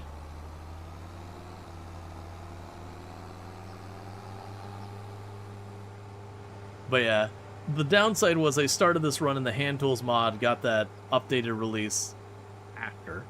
So, it's cool that it's out there, but like, you know, missed the boat. What's a good map? You're looking for a nice map, but you don't find them on the PS5. Ooh, on the PS5. Unfortunately, I do know console has some limitations onto what maps it are, so I don't really know what your options are. I mean, you have the existing maps out there, like that are just in the base game, and all of those are relatively good. But it also kind of depends on what you want to do. Because, like, the Survivor Man challenge is about starting with a map that effectively doesn't have farms on it, and you make your own. Yeah, so I'm not going to bother rolling, because I am way too lazy for that. But, then you also have people who just want to do, like, the 4X giant maps. I don't think you can get those on console.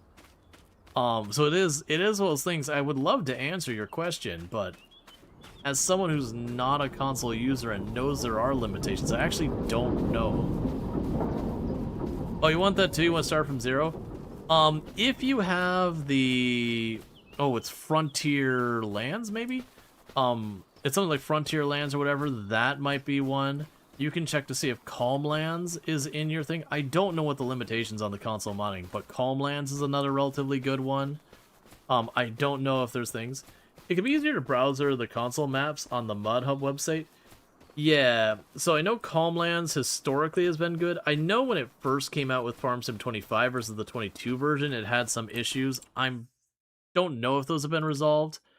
I'm pretty sure No Man's Land did not get updated to Farm Sim 25, but was in Farm Sim 22. I know there's like a spiritual successor. I couldn't tell you what the name was off the top of my head. If you look under the different tabs in the Mod Hub, I want to say it's the Fantasy Other section. A lot of your wilderness maps will be under that section, as well as other ones. But a lot of your wilderness style maps will be over there.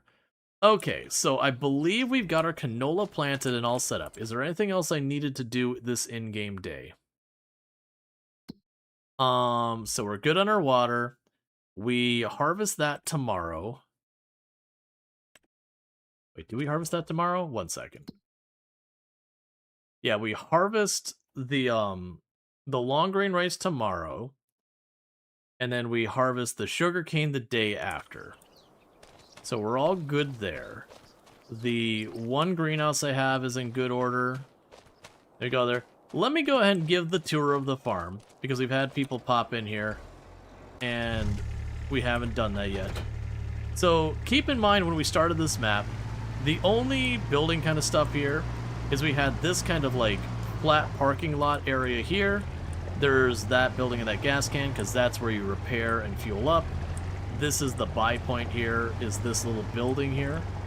And then this one dirt road here. All the buildings on the left side of this dirt road existed before. Alright, so you got like the sell point over there. But as far as that goes, this is our first tiled land, so that's my sugarcane that I've got all planted. And all these like faux roads that look like tractors have worn it out, I made all these manually. That little path next to that greenhouse we made manually. The greenhouse is ours. But yeah, like all these false roads here that we put them along the fields to make it look like the tractors have just torn it up a whole bunch. We've got our two sugar mills right here, and you can see they also have like the worn spots to make it look like tractors and trucks have gone over it. This parking little area here with the lights along it, that's all been ours. This sand spot, just ignore that. So we got our sugarcane over there, and that sugarcane is enough sugarcane to run both of those sugar mills completely at capacity for a full year and have just a little extra. And then on our left, we got our brand new canola field. I have not had the chance to put the false roads around it. We've got our oil plant where our canola is going to be dropped off, and we'll pick it up. I'm going to be putting a gravel road right along where I'm driving right now, kind of going this way to whatever other fields we add. A little bit farther back here, I will have kind of another one of those things that's just like worn tire tracks back here for filling the buildings we put up over here. And then we take the left here, eventually I'll have like a dirt road going up this way. And then this is our long grain rice up here. But yeah, for the wheel roll, the order we did this, because we are randomizing it by wheel roll, we did go sugarcane, long grain rice, we're working on the canola, and we just rolled the last one.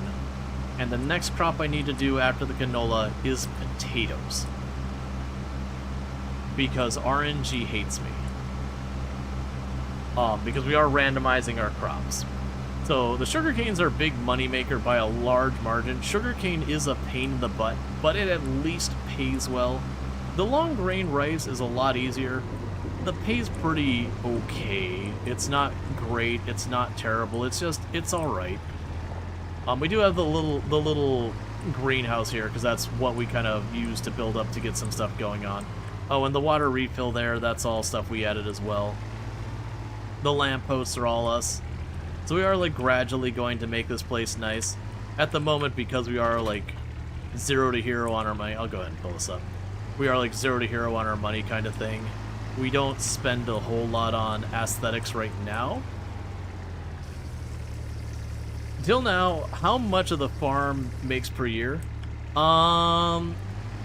So with the rice making oil and the sugar cane, I believe we're up to probably around with the greenhouse as well, probably like 220,000, give or take, like 10,000 or so a year would be my off the cusp guess. That's not me actually doing the math, that's just like napkin math. So we're probably a bit over 200,000. Because I want to say the sugar production, well actually maybe I'm more. I want to say the sugar production was landing around 150,000, 160,000 a year, and then we did our oil from the one rice field is about 50,000, and then that greenhouse is probably going to be around 12. Okay, so we'll advance the month. Now, I know we just got some raids here in just a minute. I do apologize about that. We are going to be probably taking that raid and just raiding on to the next person. I've kind of pushed the ads as far as I can. And I know if I start harvesting these fields and doing all that, we're in it for the next couple of hours. And I had a very early start for today, and I know I don't have that energy in me. So what I'm going to go ahead and do is we are going to be moving this on to raid someone else here in a minute, so I do apologize for that. But if you have enjoyed what content you did see today, don't forget to drop a follow, that way you can find your way back here in the future. If you're watching over on YouTube, the stream will be ending abruptly for those over on the YouTube side, because I don't have a host ready on YouTube, but thanks so much for tuning in. But what I'm going to go ahead and do is I'm going to go ahead and put up my ending stream screen and see who we can find to raid. But yeah, so I do apologize about like where people raiding in.